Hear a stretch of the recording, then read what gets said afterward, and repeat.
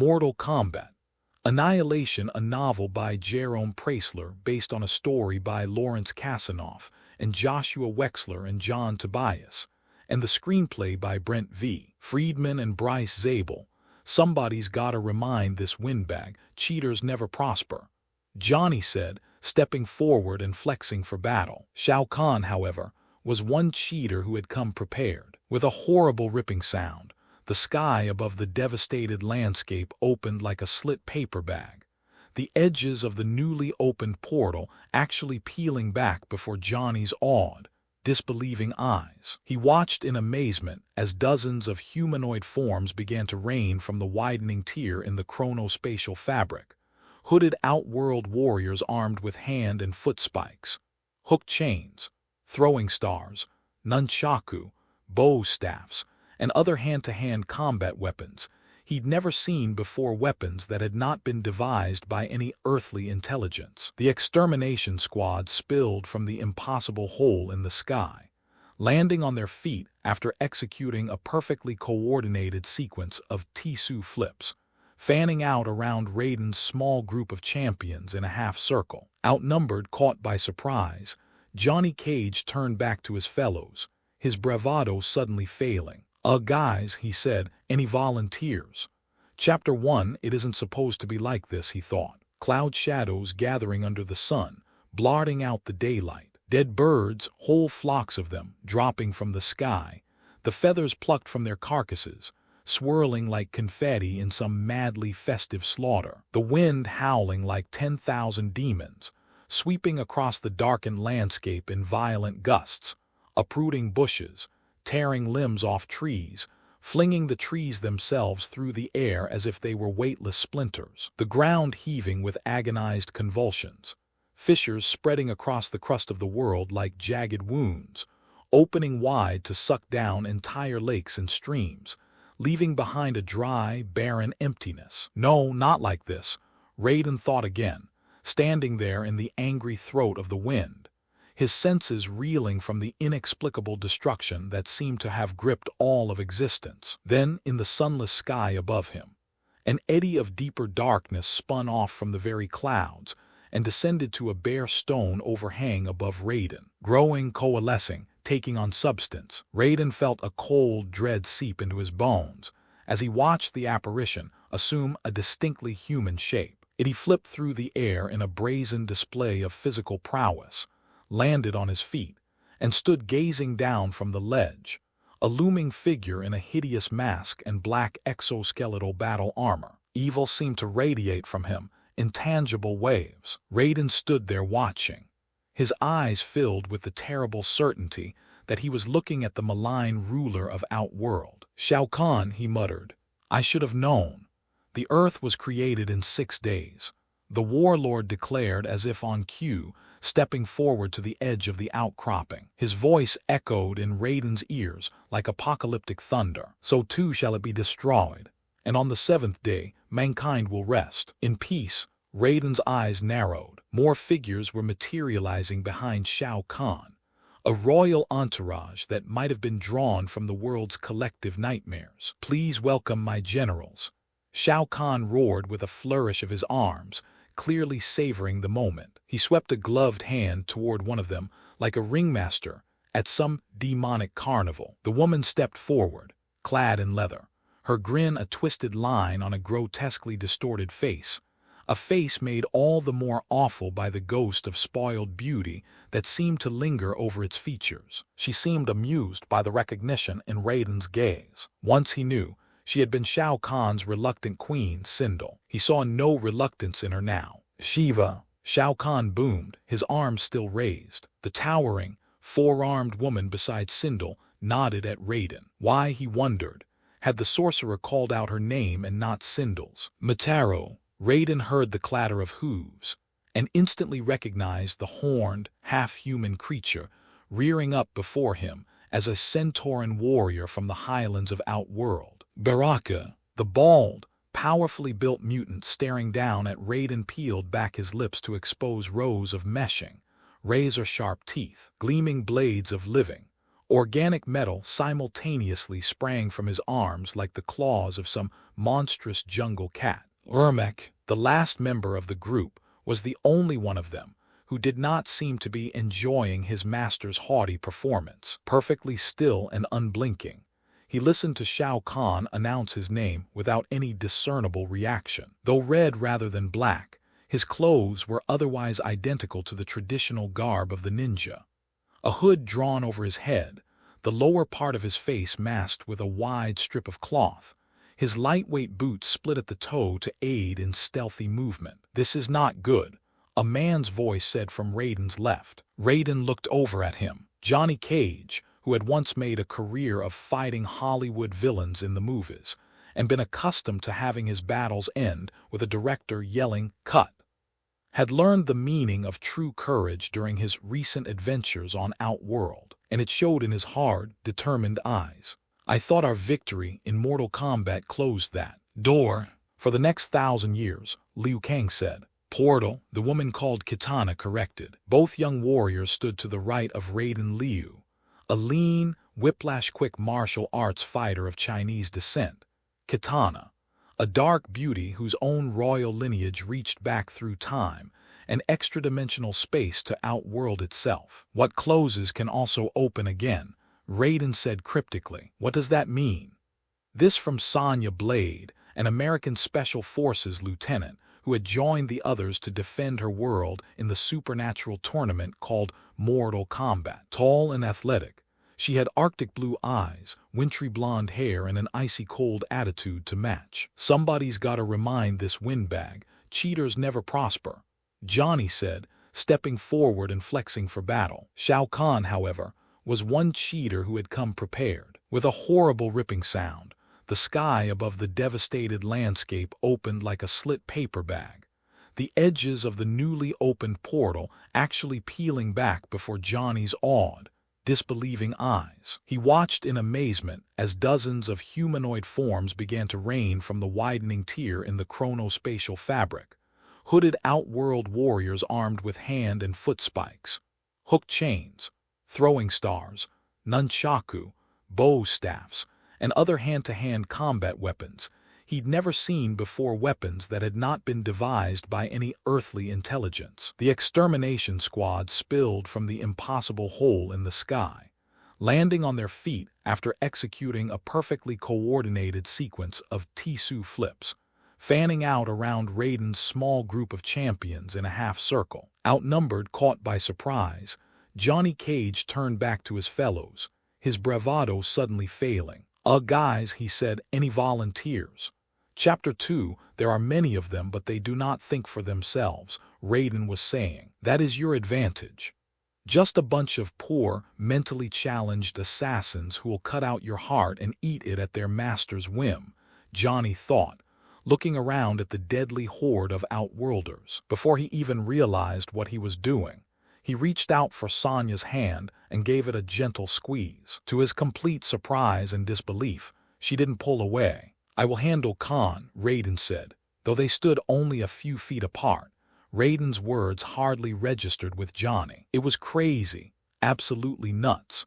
But he found the fact that Sonya had left her hand, where it was more astonishing than bad guys spilling out of some trapdoor in the sky, and the world transforming into a place that would make a nice vacation getaway for Sauron from Lord of the Rings. Now he saw 3 of the Outworlders closing in on him and reluctantly separated himself from Sonya, shifting into a Korusei free-fighting stance, bobbing, waving, making himself a tough target to hit. Peripherally, he could see that Liu, Kitana, and Sonya were also being surrounded by groups of Khan's minions. Then a spiked length of chain whipped out at him, and he ducked below its whistling arc, prying his attention away from the others, knowing he'd need all his wits to survive the attack. Over to his right, a pair of the warrior drones, both armed with knife-tipped bow staffs, had converged on Liu and driven him toward the same conclusion. Moving with wildcat speed, he grabbed one of his attacker's staffs in mid-thrust, then pivoted on the ball of his right foot, wrenching the staff from the Outworlder's fingers and delivering a flurry of vicious snap kicks to his chest. Even as the drone crumpled his ribs, shattered, the second warrior lunged forward, swinging his bow at Liu's head. Using both hands, Liu brought up the seized weapon, blocked what would have been a skull-shattering blow, then jabbed its bladed end out like a spear point, driving it into the assassin's stomach. The warrior stumbled and fell, the staff jutting from his body. Two other drones, meanwhile, had launched a nearly identical strike against Kitana, driving her backward, their long staffs whirling like airplane propellers. Eager to put some space between herself and the mindless killers, needing some room to maneuver, Kitana turned and froze in her tracks, blinking incredulously. The leather-clad woman that had appeared with Khan was standing perhaps 50 feet away from her, staring coldly at her. Just staring, their eyes met, and suddenly Kitana knew, by the elder gods she knew. "Mother," she said, still not moving, her body held in a vise of fear, horror, and confusion. You're," before she could complete the sentence, a ferocious blow to her head knocked the breath and the words right out of Kitana. She stumbled, nearly spilled to the ground, and caught herself just in time to see the red ninja called Ermac hurtling through the air at her, following up on his surprise attack with a flying front kick, one that was certain to be crippling if it connected. Glimpsing what had happened to Kitana, Raiden started toward her, trying to cut through the throng of outworlders between them. Shao Kahn had no intention of letting him reach her, however. He leaped off the finger-like precipice from which he had watched the battle until now, flipping twice through the air, his feet touching ground directly in front of Raiden. They stood face to face, mere inches apart. "As long as I have the power, Khan, you will never rule this world," Raiden said, not backing off a single step. "As long as the portal remains open," he countered, "your powers grow less every second, and my extermination squads will have safe passage to this realm."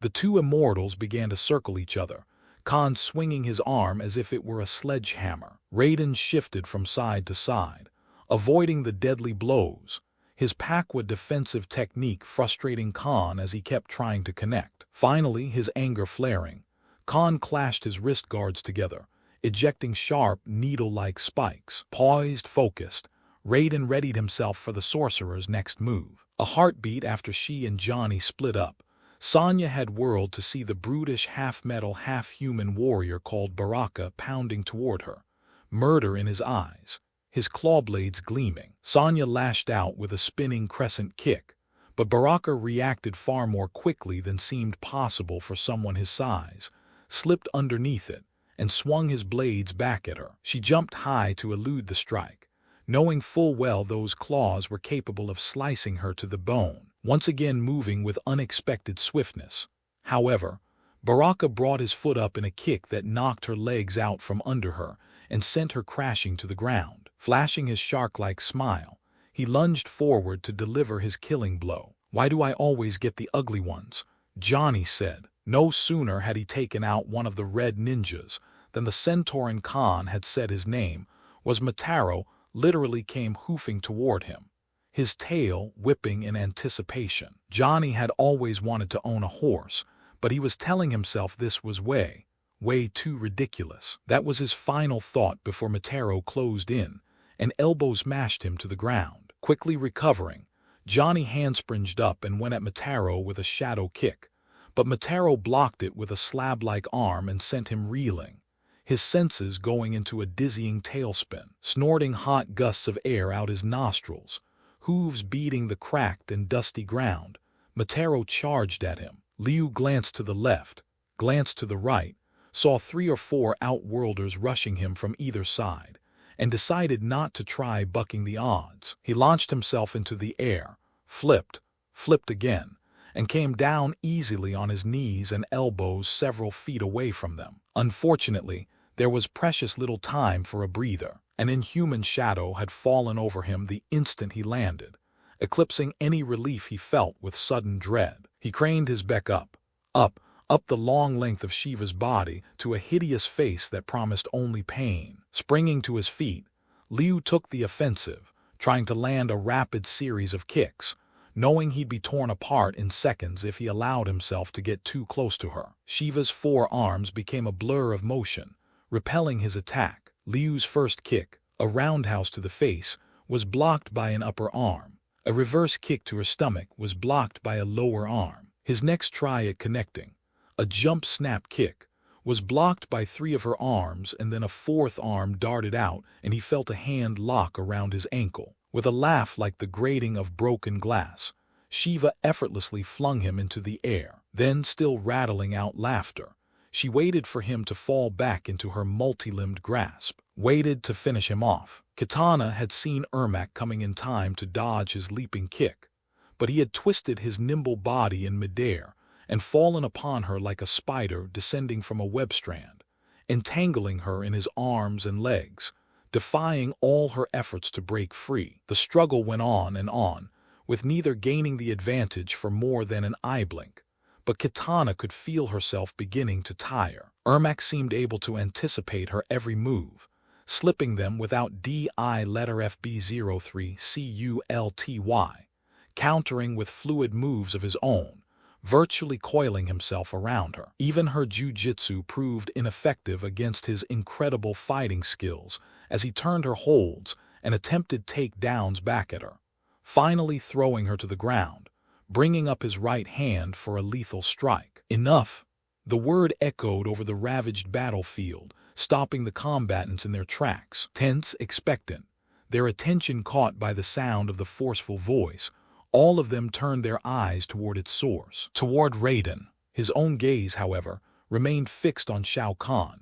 Only we can win or lose this battle, Kahn. We both know that, but do you have the courage? Raiden said, while his confidence in the heroic band of mortals remained undiminished. There was too much risk in letting the combat go on under conditions set by the enemy. Far too much, considering what he believed was at stake. Kahn scowled, his expression contemptuous, but underneath that mask of scorn and arrogance, Raiden could see his clever challenge working on the sorcerer, hooking into his imperious pride. He kept staring at Kahn, eyes unblinking. Finally, Shao Kahn raised his hands over his head, taking the bait, signaling his generals and warriors to back away from their opponents. Slowly, hesitantly, they obeyed. Silence hung over the tableau like some immense weight that was about to come crashing heavily downward. And then Kahn struck at Raiden, rushing in with a shoulder charge, staggering him back into a polished marble column that had once supported the Temple of Light. The pillar broke apart from the collision, jagged chunks of it hurtling in every direction. Seeing Raiden stunned, Kahn thrust out his hand, his extended fingertips glowing with a blue-white light that throbbed and brightened and was released as a pulsing corpuscle of energy. It went shooting out toward Raiden, sizzling the air into its molecular components and raising the acrid stench of ozone. Raiden avoided it at the last possible instant, performing a double somersault that brought him out of harm's way just as the photon projectile struck a section of the temple wall, blasting it into stony debris. His feet still off the ground, Raiden untucked and struck Kahn with a two-fisted flying punch that knocked him to his knees. Groaning in pain, Kahn fired off plasma blasts in wild, scattershot volleys, demolishing entire buildings, turning the few trees that had survived the violent environmental upheavals into scorched, smoking tinder. Raiden pressed his attack, catapulting himself toward his opponent through streams of deadly energy pulses, assailing him with a barrage of shock punches and gravityless quadruple flip kicks. Awesome, Liu muttered, watching from the sidelines. Johnny heard him and managed a wan smile. The shoes, he said. It's gotta be the shoes. Overwhelmed by Raiden's ferocious onslaught, Kahn was clawing across the broken ground, scrambling to escape defeat. In a move of desperation, he snatched the ship from the hand of a sprawled outworld warrior and lashed out at Sonya, lassoing her around the legs, yanking her violently away from her friends. This ends now, he shouted and slowly rose to his feet. Raiden halted. You hide behind a human. Why not, Lord Raiden? Kahn mocked. You have hidden your entire, pathetic life behind them. Johnny could not simply stand by and watch. He circled behind Kahn and leaped through the air, using a shadow kick to attack him, trying to free Sonya from his clutches. "No, Johnny," she screamed. Too late. Moving with preternatural speed, Khan released his foothold on Sonya, turned toward Johnny, and pummeled him with a whirlwind of savage blows. No match for the ancient sorcerer. Johnny fought back as best he could, but was overcome in seconds. Battered senseless, he stood for a moment before his legs gave out and then collapsed in an unconscious heap. Laughing, Khan hoisted Johnny's pummeled body above his head and held it there like a trophy one he would be all too willing to smash into 1,000 unrecognizable pieces. Chapter 3: Surrender, Raiden, or This One Dies. Khan roared, shaking Johnny's limp body in the air. Standing with Liu and Katana, Raiden held up a hand. Arcane energy crackled from his palm. "Then I will take your generals," he said. "Earth does not bend to the will of tyrants." He pointed at Mataro, Shiva, Sindel, and Baraka, and a crackling bolt of current leaped from his fingertip, then sketched a circle in the air around them. Khan and Raiden exchanged defiant stares. Sonya breathlessly watched their contest of wills, her fists clenched at her sides. "You would never let one of your precious humans die," Khan said. "Trade me for Johnny Cage," Raiden challenged. Khan lowered Johnny a little, as if he were considering the offer. "Come to me and kneel, Raiden," he said. "Throw yourself at my mercy."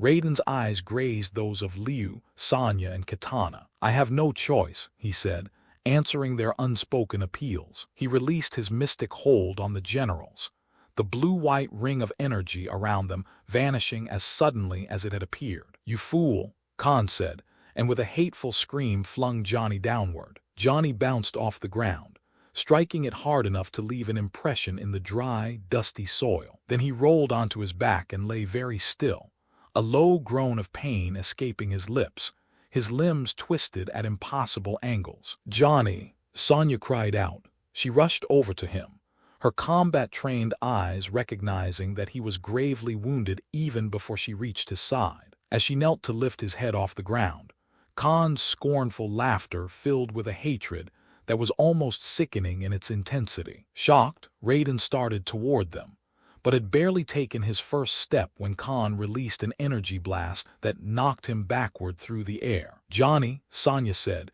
crouching over his limp, battered form. She smoothed a snarl of hair from his forehead, realized it was soaked with blood, and found herself looking at him through a blur of tears. "Johnny, I just want you to know. I mean what you did." "I know," Johnny said in a choked voice. He groped for her hand, found it, held it tightly. "Me, too." He struggled for air, the sound of his labored breaths piercing Sonya's heart with inexpressible grief. She felt his grip loosen and knew he was fading. And then all at once, Khan was looming over them. "His soul is mine," he said, and reached down with long, tapering fingers. "No!" Sonya screamed, raising her arms defensively. But it was no use. In her grief and horror, she was unprepared for what came next. Khan swung his booted foot savagely into her ribs, knocking her onto her side, and then slowly closed his hand above Johnny's body. Seized with convulsions, Johnny arched off the ground, his eyes rolling back into his head, the veins in his temples bulging, his arms and legs twitching spasmodically. Something went out of him then, vaporous, intangible. It fled his lips like vapor, trembled in the air, and after a brief moment was drawn into Khan's fist, where it flittered between his bony knuckles like a trapped moth. "Let this be a warning," Khan said. "All those stupid enough to be a hero shall bow to me." He raised his clenched fist to his mouth and inhaled deeply, savoring the breath as if it carried the scent of some heady perfume. Watching with stunned eyes, Sonya knew instinctively what was happening, knew he was consuming Johnny's soul. Imbued with impossible strength, that look of obscene relish still on his face, Khan flipped back up onto the outcropping. "It has begun," he said, and leaped into the portal a split second before it earized shut. The sound of his disembodied laughter lingered behind him like a curse, growing louder until the ground shook from its rumbling vibrations. Slowly, a grotesque stone gargoyle from Outworld ruptured the earth's crust underneath Johnny, thrusting upward, raising him in its massive arms, forcing Sonya and the others to step back. "Do we just stand here and take this?" Liu said, struggling to keep his balance. Raiden looked around at his young champions. The extermination squad had remained on their side of the portal and was advancing in a deadly semicircle. "This is not a fight we can win. They outnumber us by 12 to 1, he said. "We must go." He pointed toward a nearby cave and they ran for it, chased by the Outworld warriors. Chapter 4. Raiden led the small band of heroes through the mouth of the cave, urging them forward as the extermination squad drew nearer. "All of you move back," he shouted and waved them into the darkness beyond the opening. "Hurry!" They ran for the shadows, then turned back toward Raiden, expecting to see him confront the Outworlders. Instead, he loosed a powerful energy beam at the ceiling of the cave, bringing down a mound of boulders that blocked the entrance, leaving their pursuers outside, and leaving them in utter blackness. "We are safe," the immortal said, standing in the cloud of dust raised by his miniature avalanche. For now, he noticed the dried remains of a tree limb at his feet, snatched it up, and sent a charge of current into it from his fingertips, causing it to catch fire. His companions looked frightened and tense in the glow of the makeshift torch. "I don't know if I call being trapped in a cave safe," Liu said. Raiden's eyes moved across their faces. "Khan has opened the portal," he said. "Your planet and Outworld have begun to merge into one realm." Kitana was shaking her head as if to banish an unwanted thought. "My mother, resurrected. Is it possible?" "If I am correct, your mother Sindel is the key to all this," Raiden said. "And as the two realms merge, I will lose my powers here on Earth. Each of you must therefore grow stronger. Together we are the hope. Together we couldn't even save Johnny," Sonya said bitterly. Ignoring her comment, Raiden turned, extended his free hand, and sent a dazzling energy bolt into the tarry darkness. Chunks of the cave wall fell away in another controlled rock slide, revealing a narrow passageway up ahead. Its bare stones gave off a greenish light of their own. "Follow me," Raiden said, and raising his torch, strode toward the eerie glow. "What is this place?" Liu asked. "During the Ice Age, your ancestors fled below ground," Raiden said. "As you will see, the great wonders of your planet are not all on the surface." Sonya and Liu let their eyes roam the cavern. Its vaulting roof was hidden in layers of shadow, and though they couldn't begin to guess its full dimensions, neither had any doubt about its immensity. "You will find these caverns wherever you travel on Earth," Raiden said with a sweeping gesture. "Any cave above ground will lead to one." "So?"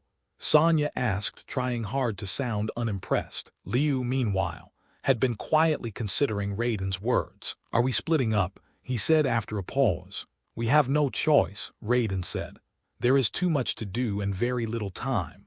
"What happened to your all-for-one, one-for-all pitch?" Sonya said harshly. "This can't be," Liu said at the same time. "We won the tournament. The rules say the Earth is safe for another generation. Khan has obviously cheated and broken the rules. How could the Elder Gods possibly allow this?" Kitana said. "I do not know," Raiden said. "But Khan must be stopped, or your world will perish. We have only 6 days until annihilation." "I beat Shang Tsung," Liu said. "I can beat Khan." "Yes, you beat a great sorcerer to win the tournament," Raiden said in a sobering tone. "But you are no match for Khan." Liu opened his mouth as if to speak, then snapped it shut, shaking his head in frustration. Kitana moved closer to him and put a hand on his shoulder. "I share your anger," she said levelly. "Khan killed my father and stole my mother. He took the family I loved from me. I want him destroyed, but I won't lose you to Khan." "If anyone's going to kill Khan, it'll be me," Sonya said. It was hard to tell whether the cold sparks in her eyes reflected the light of Raiden's torch, or had been struck by her inner fury. "No," Kitana said. "Shao Kahn has lived for eons. His power is immeasurable." Sonya gave her a headstrong look. "Listen to her," Raiden said. "If we do this right, no one should have to fight Khan. To save the Earth, we must close the portal, so close it," Sonya snapped. "You opened the last one, didn't you? It is not that simple." Khan was clever. He buried the body of his bride on Earth. Resurrecting her gave him access to this realm. The silence that followed bore down on Kitana with a weight that was almost physical. "My mother," she said. Khan used my mother, and so will we, Raiden said. By reuniting you with her, Khan's spell will be broken. Your mother's soul will be at peace, and the portal closed. Listen to yourself, Liu said, his voice full of disbelief. This is insane. I'm with Liu, Sonya said. I don't buy any of this. I say we just take our best shot with those zombies outside.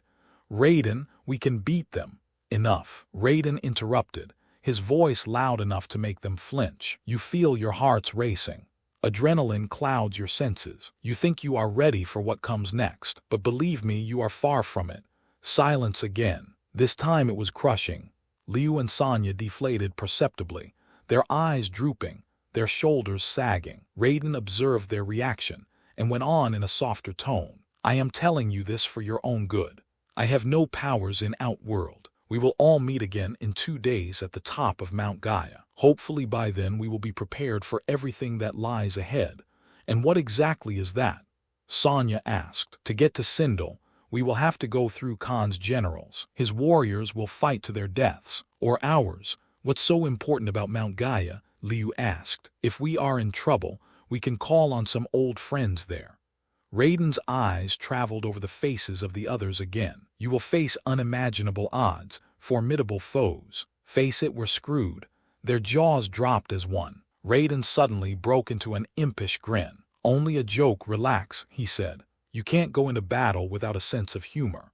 Liu sighed and turned to examine the cave walls. While Raiden had spoken, he noticed that they were covered with odd markings resembling Egyptian hieroglyphics, accompanied by arrows pointing off at various angles, and what almost might have been an intricate track grid, the equivalent of a subway map. If subways had existed in whatever forgotten age, they were etched into the bare rock. Are these supposed to be directions? He asked. Because if they are, I can't read them. Kitana will guide you, Raiden said, and I will guide Sonya. We both have used the Velospheres many centuries before. Sonya raised her eyebrows. What's a velo? Raiden forestalled her question with a wave of his hand, gesturing toward the back of the cavern. Squinting into the green-tinged gloom, she saw spheres of different size, some up to 15 feet in diameter, in a hangar that had been carved out of the earth itself. All were parked on stone pedestals, along a tunnel that whooshed with rushing wind. Something almost like train track ran through the tunnel, which in turn led to a maze of other connecting tunnels, each with its own track. Liu once again found himself comparing what he saw to a subway station, only one that operated on some unremembered and perhaps unimaginable technology. What do these things do? He asked. Once inside, you can travel anywhere on Earth in mere hours. The inner winds propel you, Kitana said. To illustrate this, Raiden walked up to the main track and dropped his torch into the tunnel. Its flame was instantly extinguished, as it was sucked out of his hand by the wind stream and carried off into the labyrinth. Sonya did not seem persuaded by his demonstration. You can count me out, she said. Raiden placed a hand on each of her shoulders. We need help, Sonya. I will take you to find your Special Forces partner, Jax. Forget it, she said. If I die, that's fine, but I'm not losing anybody else. Alone, you are vulnerable, Raiden replied. He kept his eyes steady on her. But if you work as a team, you too can overcome much. The sooner you learn this, the more valuable you are to the rest of us. She looked at him another moment and finally nodded. We have to take action too, Liu said, motioning toward himself and Kitana. Raiden looked at him. You two will travel to the Hopi Mesa.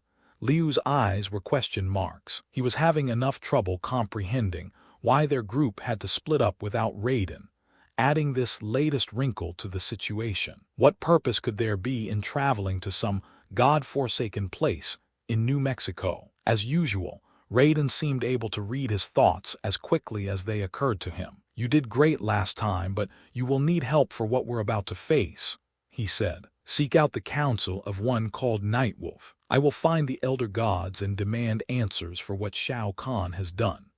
Chapter 5. Soaring nearly a mile into the dark outworld sky, its base surrounded by the ruined, scattered monuments of vanquished worlds, The tower stood as a hideous testimonial to Shao Kahn's power, built not of rock, but the skeletons and carcasses of warriors who had fallen in combat against the sorcerer's forces. It had risen to its vast height stage by stage over many centuries, crushed by the weight of the upper levels. The bone piles of its foundations had long ago been ground to ash. Within its thick, asymmetrical walls, captive souls seemed to voice their torment from beams and columns composed of their own mortal remains. Each structural groan, each rasp and creak that tore the silence, seemed a mournful plea for release, and every now and then a ghostly howl would leap into the distance from the ramparts, chilling the blood of man and beast alike. Kahn's grand hall was located within the uppermost turret of the citadel, and like some perverse game hunter, he had taken pains to surround himself with grisly mementos of past triumphs. On the curved walls of the chamber, flames burned in sconces made of human skulls. The throne from which he malevolently eyes his courtesans had been recast from the armor of those killed by his own hand. Its coverings and the banners and curtains that hung from the ceiling had been sewn from their flayed skins. Seated on his throne now,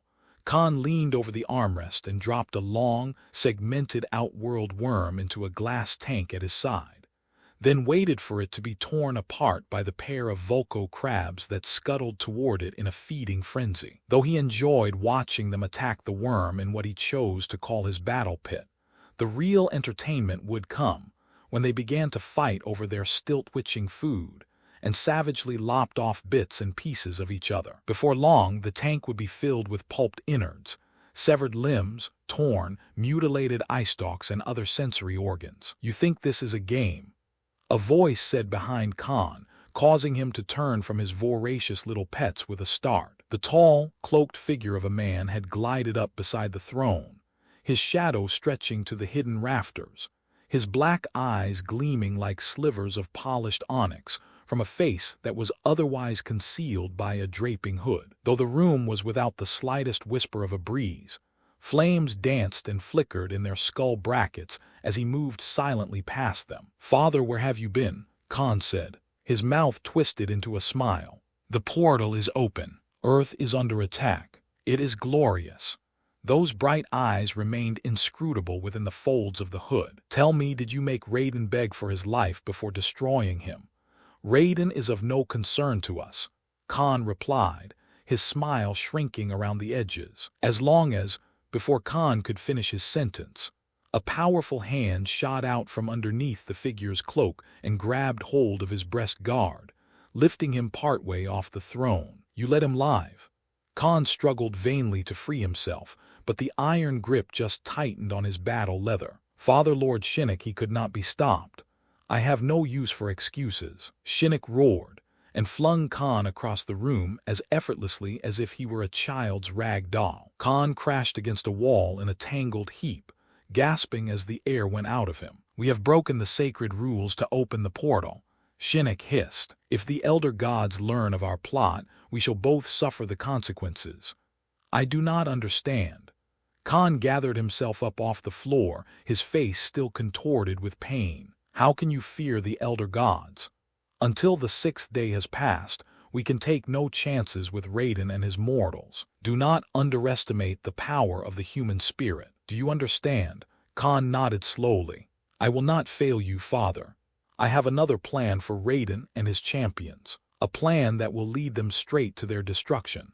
Shinnok watched him from beside the throne. He stood there regarding his son another moment, and then slipped back into the shifting shadows from which he'd materialized. Kahn waited until he was sure he'd departed, then turned back to the battle pit, his attention snared by the moist squishing noises coming from inside sounds curiously unlike the busy clicking and grinding of the mouthparts belonging to his hungry pets. His eyes widened. Both Vulco crabs were lying upside down on the bottom of the tank, clearly dead, the worm that had been their intended meal dripping slime over their motionless carapaces. Within moments, its acidic secretions having softened their exoskeletons to a kind of soupy, semi-digested mush, the worm consumed them whole, sucking them through a yawning orifice in its head. Again there was silence in the chamber. Kahn stared into the tank, hardly able to credit his eyes. Could what he'd just witnessed hold some meaning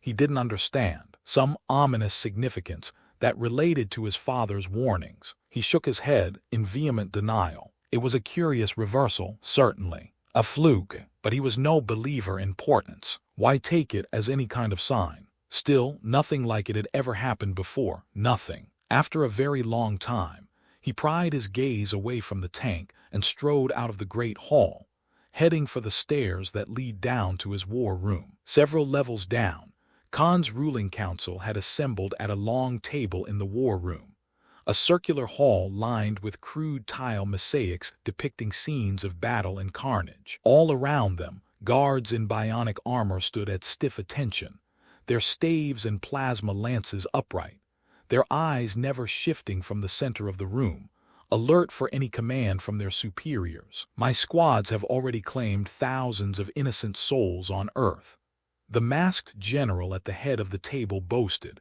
pointing to an ancient map of the Earth. I would have claimed millions, Mataro said.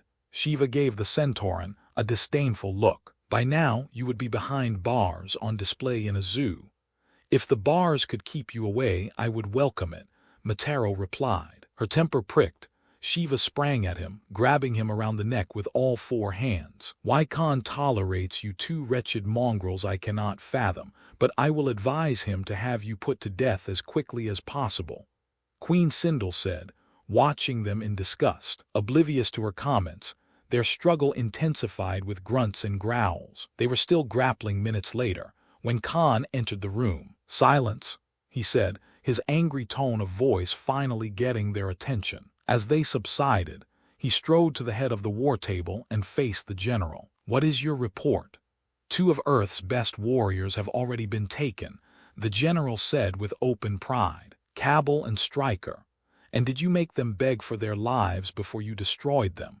The general shrank a little under his burning gaze. Well, Khan said, more of the general's confidence had drained away. But master, I thought if I let them live that we could.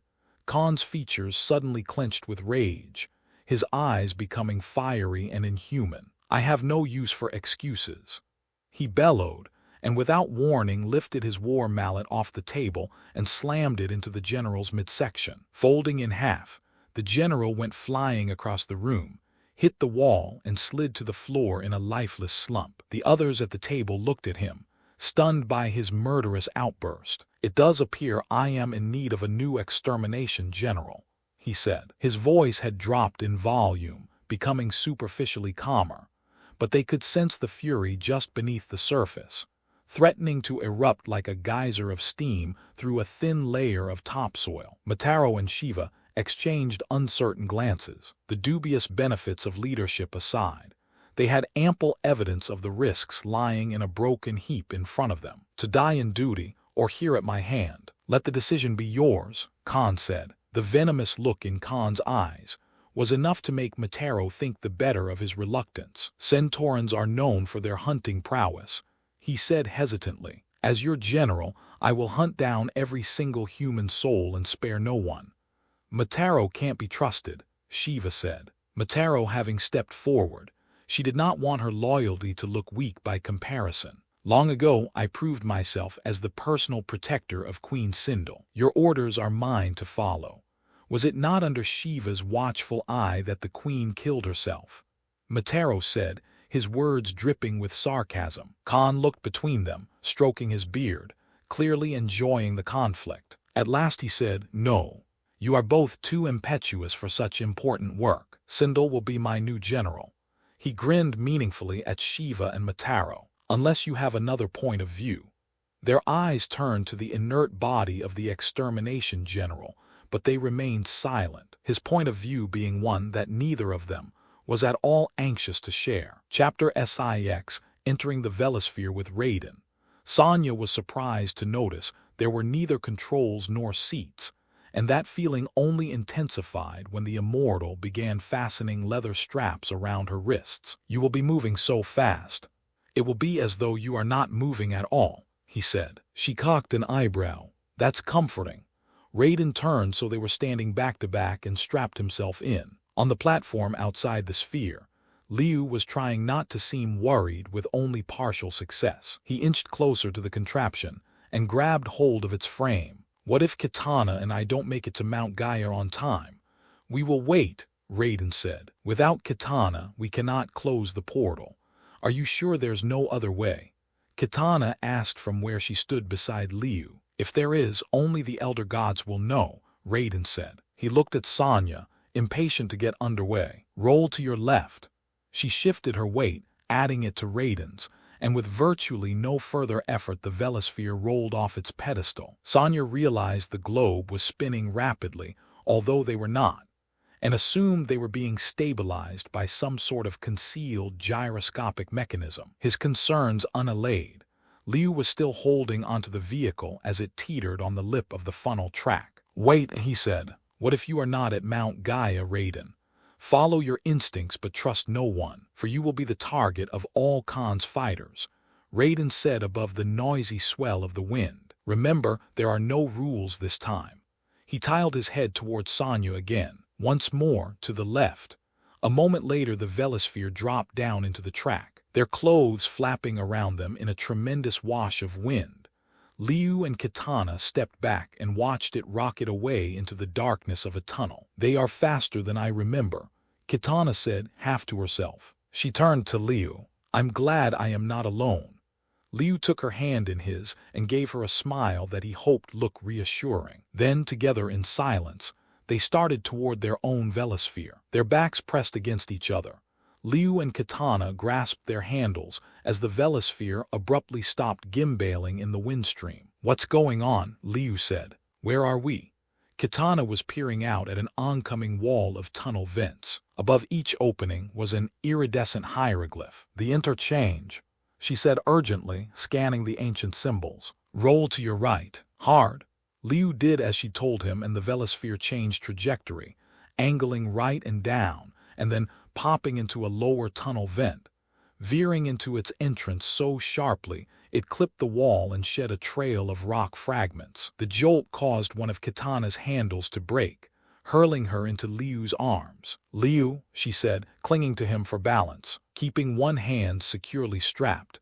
He tore his other arm free and wrapped it around her, pulling her against him. Her sudden closeness made Liu flush and sent wildcat tingles up and down his body. "Hold on," he said, and she did, tightly, as they were swept along by the dark subterranean wind. Boosh! The Velosphere carrying Sonya and Raiden shot from the mouth of a tunnel, soared over a bubbling river of magma, then zipped into another tunnel opening and spun off in a new direction. After a long, dizzyingly high-speed ride, they reached a chamber much like the one in which they had entered the sphere, the most notable difference being that they had been carried halfway around the world. Though it was a short hike to the surface, Sonya found herself getting increasingly winded as they made their ascent, which struck her as more than a little odd, since the incline wasn't especially steep, and it had seemed reasonable to expect that the uppermost stretch of the passage would be filled with air from above. The temperature also seemed to rise with each step she took,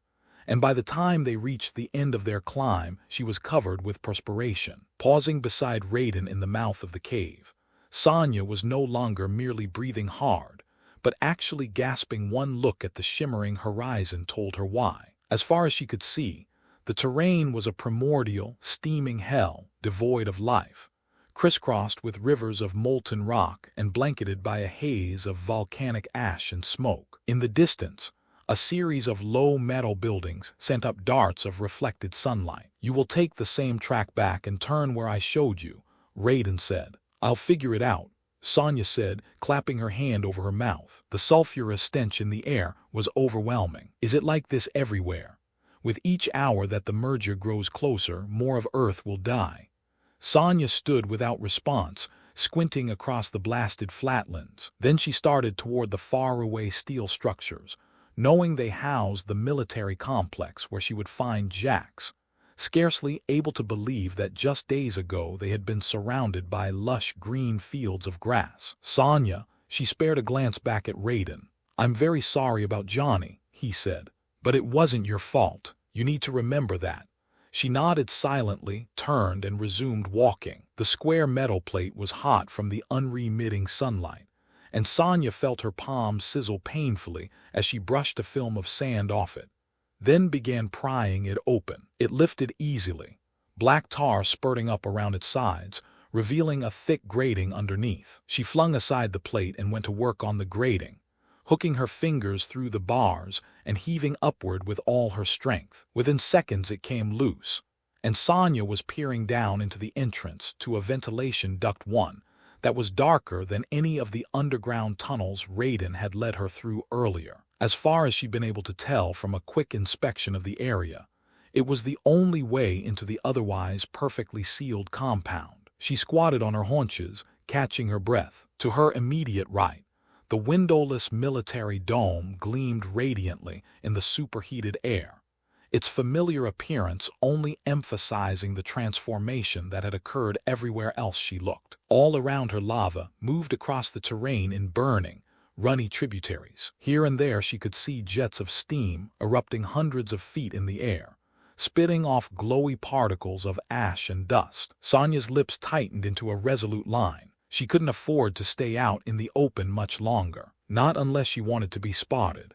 And besides, it couldn't be any worse inside the base than where she was right now. Right, an inner voice said, "Sure thing, girl." Without further hesitation, she slid down into the narrow shaft. The ear-splitting blare of klaxons greeted Sonya as she slid down the shaft to the facility's basement level, then dropped quietly from the ceiling to the floor, going into a smooth tuck-end roll to break her fall. Springing up from a crouch, she scanned her surroundings with cautious eyes. The alarms were at full volume down here, and though they'd been installed for the purpose of alerting security personnel, that wasn't her concern right now. In fact, she would have found the sight of American soldiers more than welcome, given the evidence of a lethal struggle everywhere around her. Fires burned in a nearby hallway and filled it with a spew of choking gray smoke. Doors hung off their hinges. The walls were scorched and gouged from explosions. Charred, battered steel desks lay toppled on their sides, the contents of their drawers scattered across the floor in random heaps. Whatever its source, the wave of violence that had rolled through the facility had left very little untouched. Sonya moved down the deserted hallway on the balls of her feet, looking left and right, her trained senses keyed for any sign of enemy forces. The siren whooped with steady shrillness. She slipped around a corner, turned another, then cut into a third corridor. Now she could hear hurried footsteps and the crump of small explosions. Close, very close. She edged along the wall, peered around another bend, and glimpsed an extermination patrol continuing their sweep of the base, throwing over shelves, kicking open doors, firing plasma bursts from their otherworldly weapons into the rooms beyond. Her heart racing, she waited until the group had disappeared down a T-junction and moved further into the hallway. The sound of a mechanical voice coming from one of the rooms stopped her in her tracks. Hugging the wall again,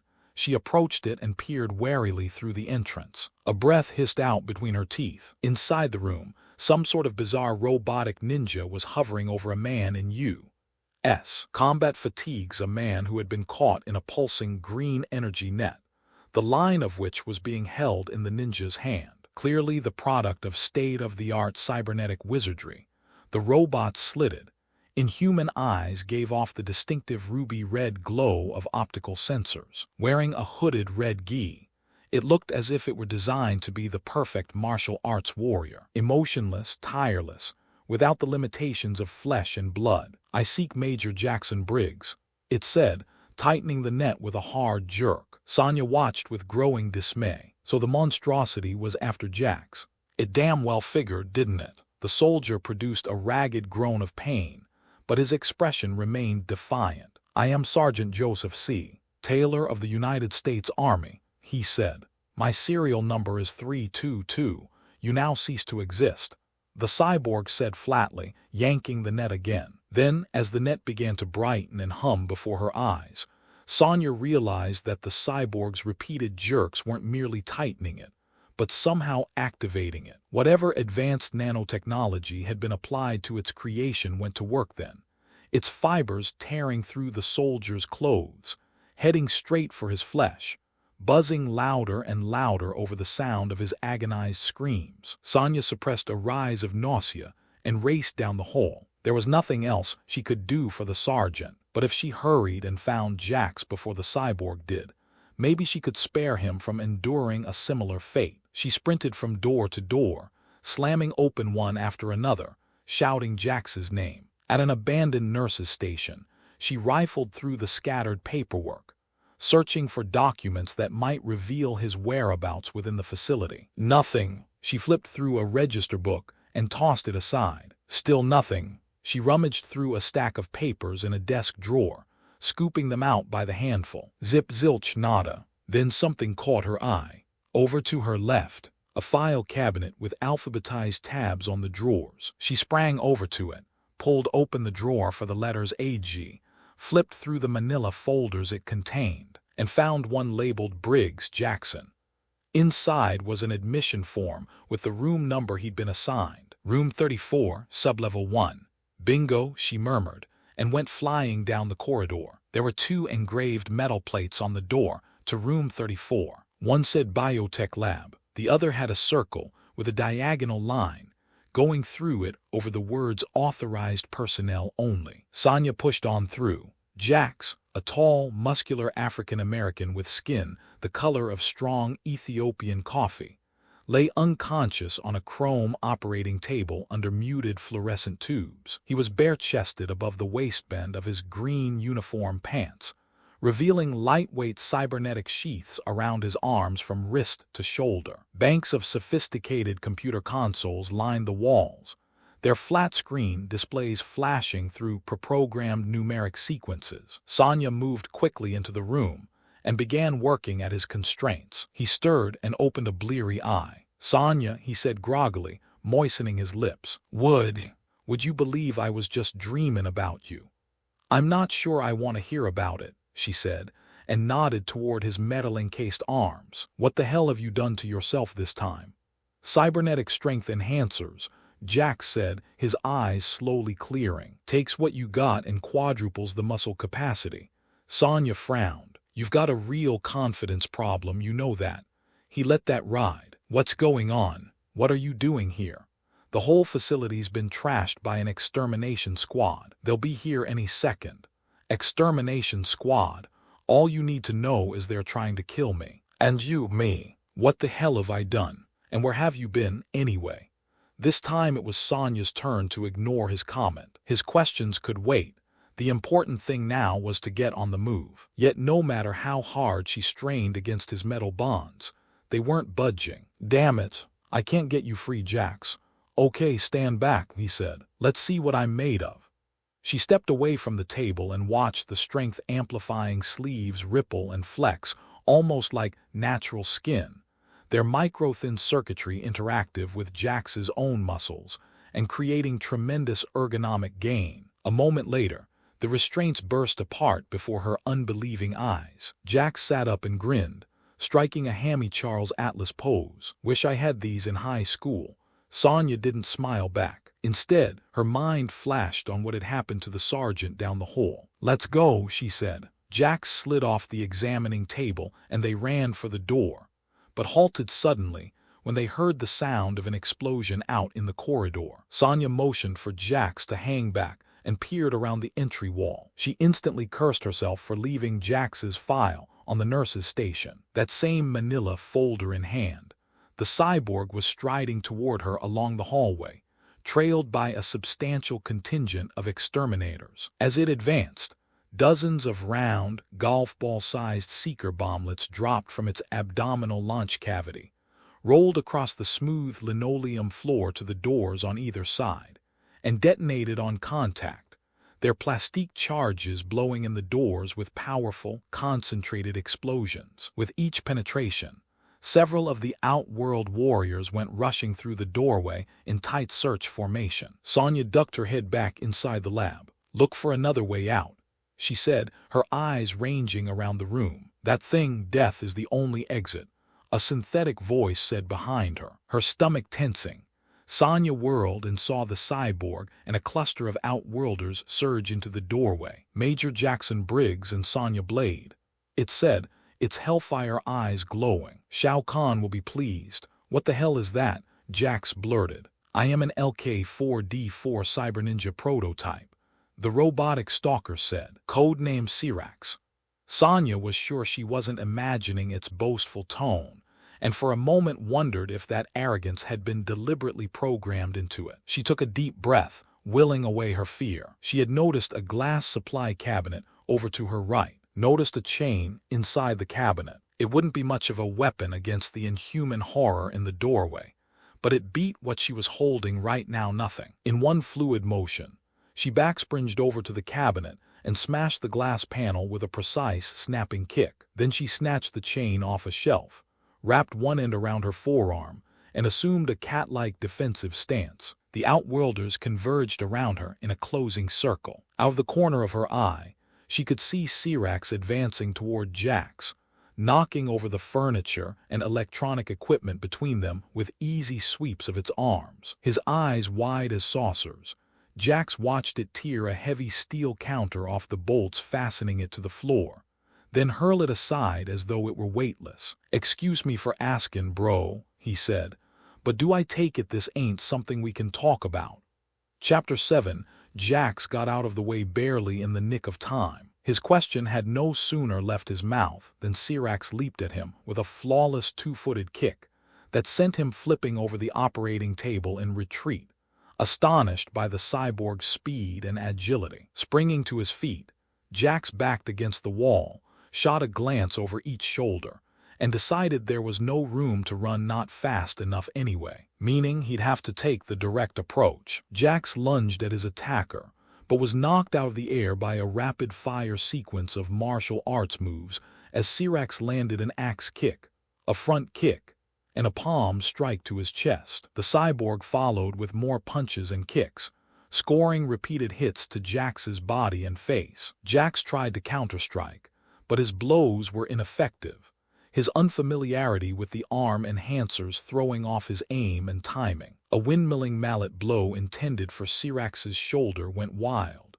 crunching the operating table in half with a sound like a car wreck. His next punch also strayed dangerously from its target, ramming a hole in the wall, and worse than that, getting his hand stuck inside the hole. As he struggled to extricate himself, Sonya was making good use of her close-quarters fight training at the other end of the lab, using athletic backspring kicks and split kicks to cut through the small group of Outworld warriors. Out of the corner of her right eye she saw Jax trying to pry his fist free of the wall, saw Cyrax raise his hand for a slicing, palm-edge blow to Jax's throat, and without concern for herself flipped between them to block the attack. Cyrax's response to her intervention was lightning quick. Ejected from a concealed wrist pod, the cyborg's energy net fired through the air and unfurled over her head, but she eluded his trap by jumping up and grabbing hold of an exposed ceiling pipe, then swinging like a pendulum to deliver a smashing kick to the top of Cyrax's head. Driven by her own momentum, Sonya leaped onto a lab counter, then jumped off and skillfully executed a handstand onto Cyrax's shoulders. That move flowing seamlessly into a midair turn, she swung downward and executed a front kick into the cyborg's back that sent him flying across the room. "Get rid of those stupid toys, Jax," she shouted, landing beside him. The taste of adrenaline was like an aluminum strip across the back of her tongue. "You're gonna get us killed." Jax frowned and pulled his arm backward with a grunt of effort, finally tearing it free of the wall in a shower of plaster and lathing. The cyborg, meanwhile, had gathered itself up off the floor and was coming at them again. Having dropped her chain in combat with the Outworlders, Sonya looked around anxiously for a weapon, her gaze sliding along the counters and cabinets, roving over all four corners of the room. Suddenly, she noticed a gluey chemical spill on the floor of the lab, noticed the incendiary phosphorescent glow being generated as the contents of two shattered flasks intermingled, noticed a flaming Bunsen burner on a counter just to the left of the puddle, and decided to take a desperate chance. Her heart bucking, nervous sweat beading on her forehead, she reached for the Bunsen burner, then waited for Cyrax to get closer. At the last possible second, she scooped up a handful of the chemical mixture, turned the Bunsen burner onto it, and silently prayed it would ignite. In this case, her prayers were answered.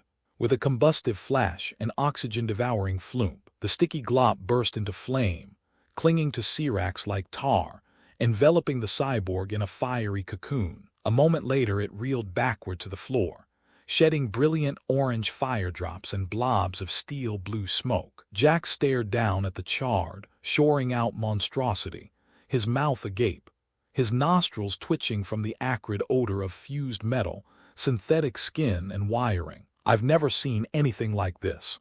It's a goddamn robot," he said. Her hand clapped over her mouth. Sonya knelt over the cyborg's smoking remains, examining a strange tattoo in its body. Some sort of mythological-looking creature, half bird and half lizard. "Check this out," she said, pointing to the mark. "Wonder why it's not scorched from." Whatever else she was going to say was forgotten as the tattoo inexplicably came to life, lashing out at Sonya, then biting its own tail and consuming itself. "Son of a bitch," Jack said, and with dawning horror realized he had just witnessed the initiation of a self-destruct sequence. The crystalline red optics behind Sirax's face mask had suddenly begun to blink. Then, its internal machinery whirring and clicking, small hydraulic levers unlocked on the cyber ninja's arms and legs as they detached from its torso, shooting out into different parts of the room. Clearly cybernetic bombs. These limbs had rotating metal rings that turned and twisted, revealing banks of LEDs. They flashed green for several seconds and then went red, blinking rapidly. Then a harsh simulated voice issued from the cyborg's unmoving lips. 3 minutes and counting. Jax and Sonya glanced edgily around the room. The cyber bombs were now embedded in the walls around them. "I think we better go now," Jax said. The two of them dashed out of the room without another word, pelting through outer corridors until they reached the ventilation duct through which Sonya had entered the complex. They scrambled into it, clawing their way upward, and had come to within a few feet from the surface when the sides of the shaft began to heave and shudder with violent rocking tremors. Urgency pressing at them, they pulled themselves out of the vent opening and ran as if hell were at their heels, plunging behind a boulder for cover. Then there was a terrific roar as the cyber bombs detonated all at once, blasting thousands of tons of concrete and structural steel to rubble, consuming the facility in a huge toadstool of flame. The very ground bulging beneath them, the sky ruptured with thermal flashes. Sonya and Jax huddled together in the raging heart of the destruction, hoping they wouldn't be claimed as well. Chapter 8. The Velosphere careened out of a dark-walled switchback, whirling wildly as it came to a stop at a dead end in the track. Seconds later, Liu and Katana stepped out of the globe to find themselves in yet another enormous chamber beneath the earth. "How do we get to the Hopi Mesa from here?" Liu said. She gestured toward an arched stone bridge, crossing a small, silently flowing subterranean stream. Several rock outcroppings jutted from the water under the far side of the bridge. "We must cross that overpass," she said. He nodded, and they started forward. All around them, calcite deposits draped the stone walls in elaborate formations. High overhead, pink-eyed albino bats squealed and churned among the conical stalactites hanging from the cavern's ceiling. At the foot of the bridge, Katana paused and faced Liu for a long moment. "Liu, if anything happens to me, I'm not going to lose you, Katana," he interrupted. Touched by his valor, Katana smiled softly, and was about to say something in answer when she heard the loud, hurried pounding of feet. Startled, they looked across the bridge to see a large extermination squad surge from a passage on the opposite side, blocking the exit out of the cavern. Within seconds, the Outworld warriors had poured across the bridge and surrounded them. Acting on instinct, Liu and Katana assumed combat stances. The fighting was savage, a whirl of motion. Liu slammed his foes with a blurry combination of twisting side kicks, reverse wheel kicks, and leg sweeps. But for every warrior that went down, another took his place. Katana also found herself badly outnumbered. She blocked, ducked, and kicked with amazing skill, whipping razor-edged metal fans from her boots as she was attacked by a warrior armed with a Chijiriki war staff, moving with the grace of a dancer, slashing blurry figure-8 patterns in the air.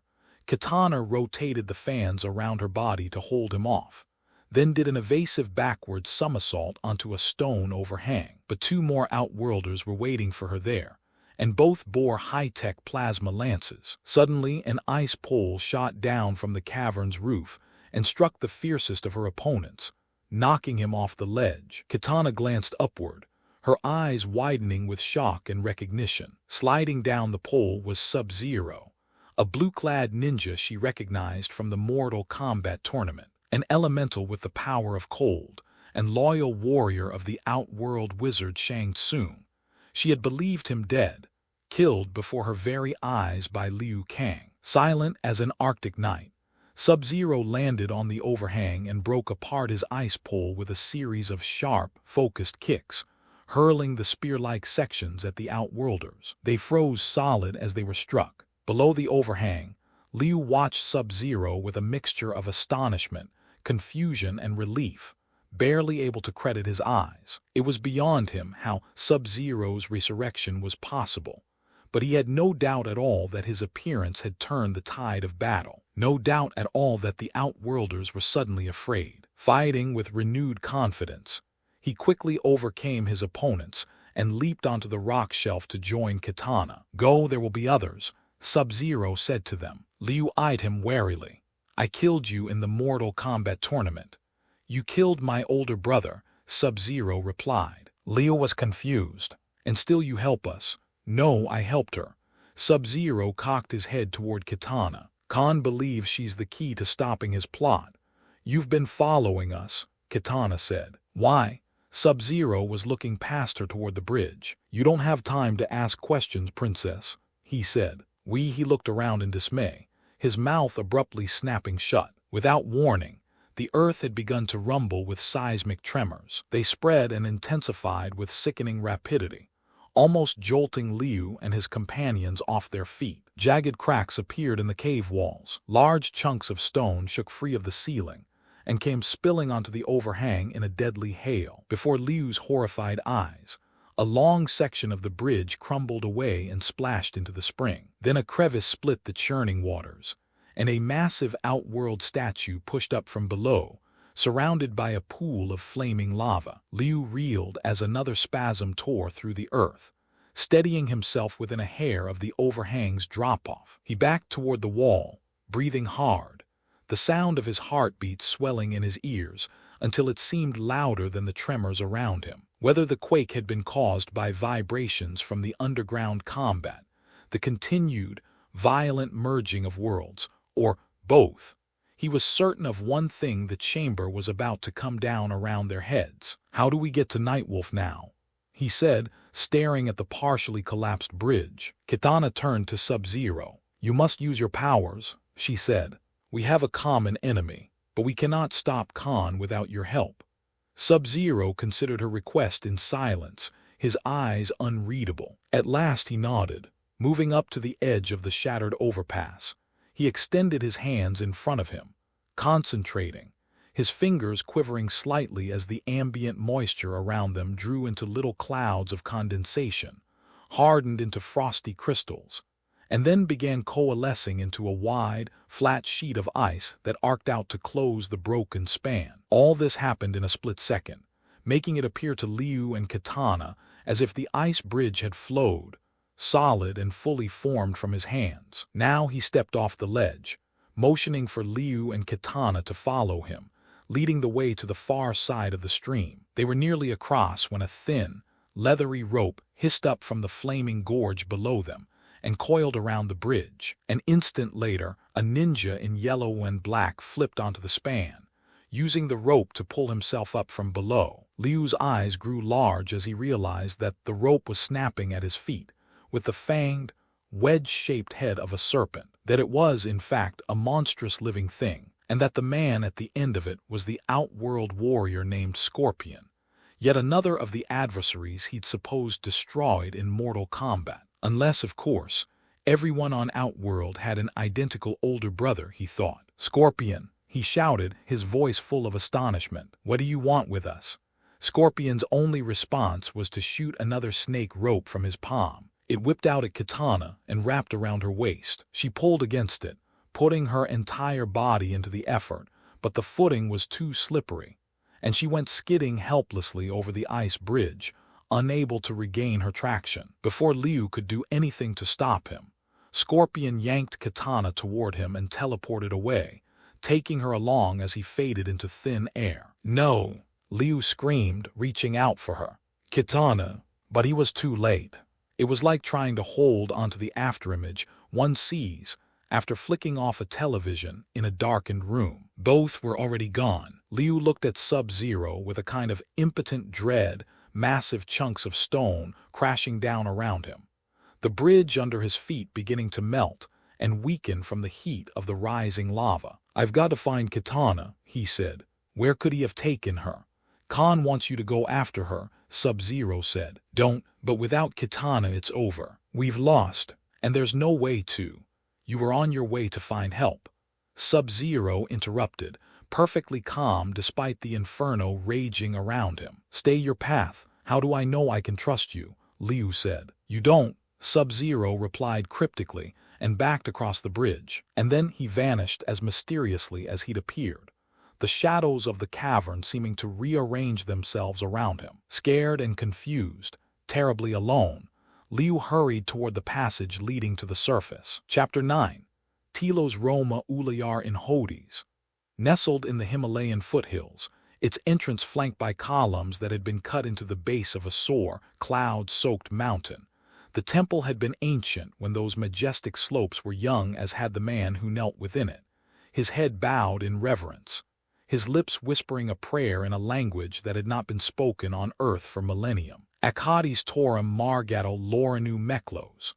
As Raiden completed his invocation, the hundreds of glowing candles around him bent and flickered in the soft breeze fluttering through the shrine. He rose then, moving deeper into the mountain, the breeze growing into a fierce, gusting wind that rushed over the flames and made them undulate like tiny dancers, whipping them together until the temple was washed with incandescent brightness. Suddenly the shrine transformed, became something other, as if whole layers of reality had vaporized in the firelight, revealing a fantastic dreamlike perspective underneath. Water seeped from the walls and pooled around Raiden's feet, then began to fall impossibly upward from the floor, wetting neither Raiden nor the candles. Before his eyes, the mythic wall carvings of 3 elder gods' icons that Raiden knew represented faith, courage, and love seemed to momentarily become animate, then recede into the moss-covered stone. The ceiling above blossomed open to reveal a magnificent celestial infinity that swirled with brilliant, delicately interwoven ribbons of light. Raiden stood surrounded by 3 towering walls of crystalline blue water falling into the shimmering heavens. From each of the water walls emerged an ethereal, larger-than-life face. All were identical in their vaguely human, asexual appearance. Their eyes were as forceful and dazzlingly radiant as the sun. Though this was hardly Raiden's first visit here, his awe was that of a fresh-faced youth. The Eternal Palace was not the sort of place that ever lots its enchantment, not even for one who had seen the centuries roll by much as days on a calendar for ordinary men. "I have come to the Eternal Palace because your sacred rules have been broken," he said, addressing all 3 deities at once. "Shao Kahn has invaded Earth. As always, Lord Raiden, you are granted but 3 questions," one of them replied in a sonorous voice. Raiden nodded. "Then let me begin by asking why this treachery was ever allowed. We 3 do not control the destiny of man," the second elder god said. "Everyone possesses the ability to change his fate," the third member of the triumvirate said. Raiden bristled. Whether coming from man or god, condescension was easy enough to recognize. He struggled to remain his respectful composure. "So you will just stand by and watch the ruination of Earth? You were correct in believing Katana is the key to closing the portal," the first elder god said. "But if I reunite her with Sindel, how can I be certain the portal will stay closed until the next tournament?" Only when Shao Kahn is destroyed will the future be safe. The second elder god intoned. Then Kahn can be defeated. The third countenance let its burning gaze fall upon him. You have no more questions, Lord Raiden, but we three have questions for you. His expression determined, almost challenging. Raiden simply nodded. After living among the humans, do you truly believe them worth saving? More than anything I know. Do you love them enough to sacrifice your own immortality? The second elder god said. If that is what it takes, yes, he replied, his voice unfaltering. The third elder god asked the final question. Are you ready to fight and die for them? Once again, Raiden answered without hesitation. His eyes narrowed. The warrior stood poised on the highest precipice of the vertical stone formation, watching a large red hawk ride a wind current far below, its outspread wings skimming the edge of a raftering cloud. Its cry spliced up to him, fierce, dauntless, conspicuously independent. He nodded with something more than admiration. Empathy, perhaps. Moving closer to the edge of the cliff, the warrior closed his eyes in silent meditation, focusing his concentration inward, gathering his strength. His hair was cut to his scalp. He wore a dark, tight-fitting leather tunic and pants, black cross straps, high-laced boots, a battle outfit. In his hands, flapping and billowing in the wind, were the priestly robes he had so recently shed. With a final brief prayer, Raiden opened his eyes, took a deep breath, and dove off the rarefied summit, flipping from one descending ledge to another, his body as graceful as that of the hawk he had been observing. 3,000 feet down, his feet touched the ground at the base of the mountain. He slapped the dust off his sleeves and smiled with the nearest hint of immodesty. I'm ready, he said. Sonya opened her eyes a crack, realized she was moving. What's wrong with this picture? She thought muzzily. Then it came to her. She was moving, yes, but her legs weren't, and her angle with the ground was all wrong. Someone was carrying her. Her eyes snapped the rest of the way open, and she looked down at the metal-sheathed arm hooked around her waist. Jax put me down, she rasped, coughing dryly. He dropped to his knees, lowering her to the earth with a gentleness one wouldn't have expected from a man his size. She scrabbled resistantly free of his grasp and rose to her feet. Chill out, girl, he said. Your head got in the way of a flying rock, but you're safe now. I can take care of myself in case you haven't noticed, she grumbled. He knew her well enough to leave that comment alone. Sonya took a hurried inventory of herself, running her hand over her head, wincing painfully as her fingers skimmed over a nasty bump. Her clothes were singed and torn, and one of her legs was throbbing from a bruisey cut on the knee, but that seemed the extent of the damage. She looked around, saw that they were just inside the mouth of a cave. Fissured, contorted volcanic ground spread out beyond it. In the far distance, black smoke brewed into the sky from an immense crown of flame. That's the base, she asked, pointing to the conflagration. Yes, left it back there maybe an hour and a half ago. Been carrying you the whole way. That was stupid. You'd have traveled faster alone. What, you want me to leave my partner out there as vulture bait, with some kind of hit squad on our ass? Now it was her turn to ignore him. Limping slightly from her sore knee, Sonya went over the cave entrance for a better look outside. She didn't like what she saw.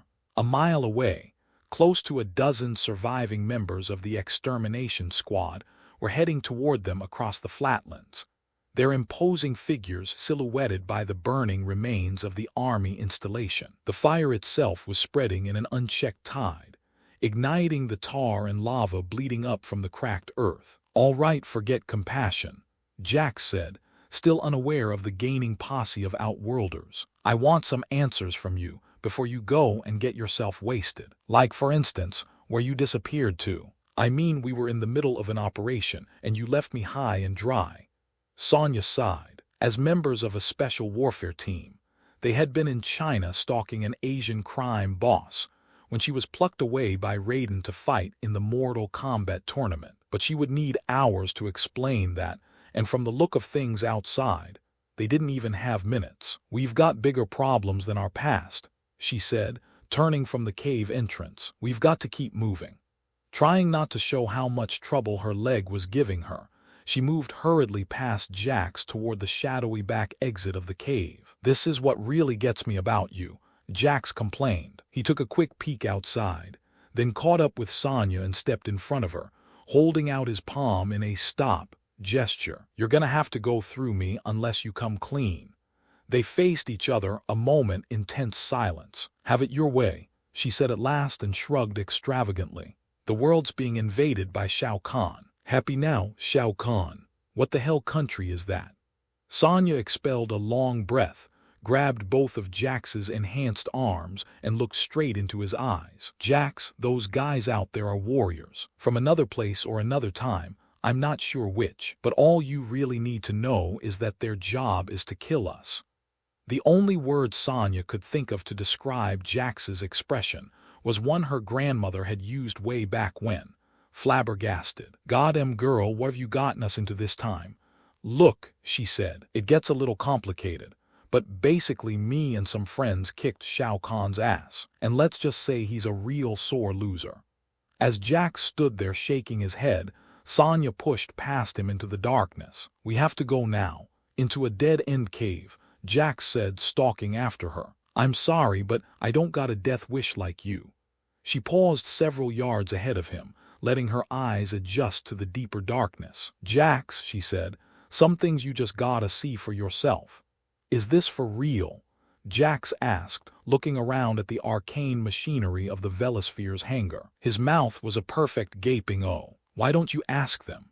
she said, and nodded toward the mouth of the cave, where the war cries of the approaching Outworlders were echoing loudly in the gloom. Jax hopped into the waiting Velosphere without another word, sparing a glance over her shoulder before she followed him.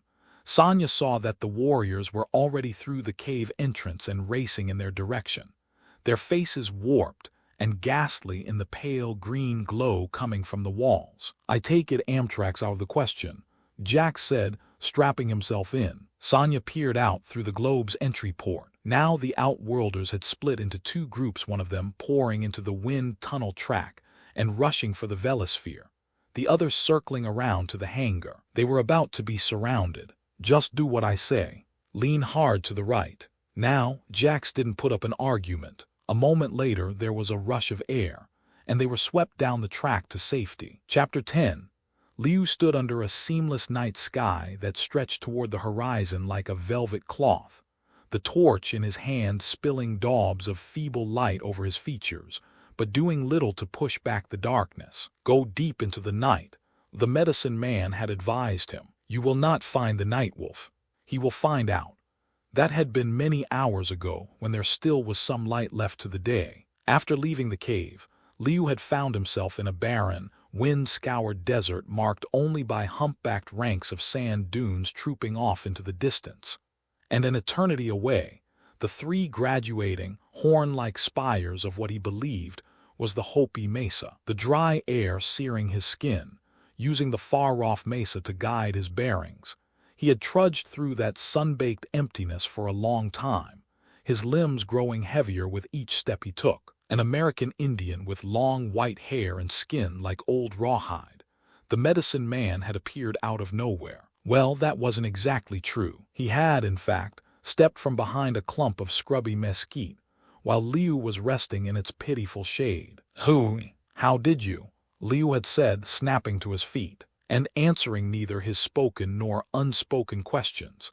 The medicine man had told him about going into the night and being found by Nightwolf. And here he was. Now he held out his torch and slowly moved it around himself in a circle, listening. He had heard something howl, some kind of animal. The sound cut through the silence like a stiletto, a high-pitched, baying cry unlike any Liu had heard before. It had seemed to come from nearby, and that made him uneasy. He stopped, listened some more. There it was again. Closer now, much closer, soaring high above the dunes, lonely and passionate and savage. Liu's muscles tensed, the hairs at the back of his neck standing out in stiff little points. Suddenly he heard a soft rustling noise behind him, and whirled to see a huge white wolf leap from the syrupy darkness. There was the low whistle of air being cleaved by a hurtling body. Then its monstrous jaws snapping, it landed inches away from him, reared onto its hind legs and pounced,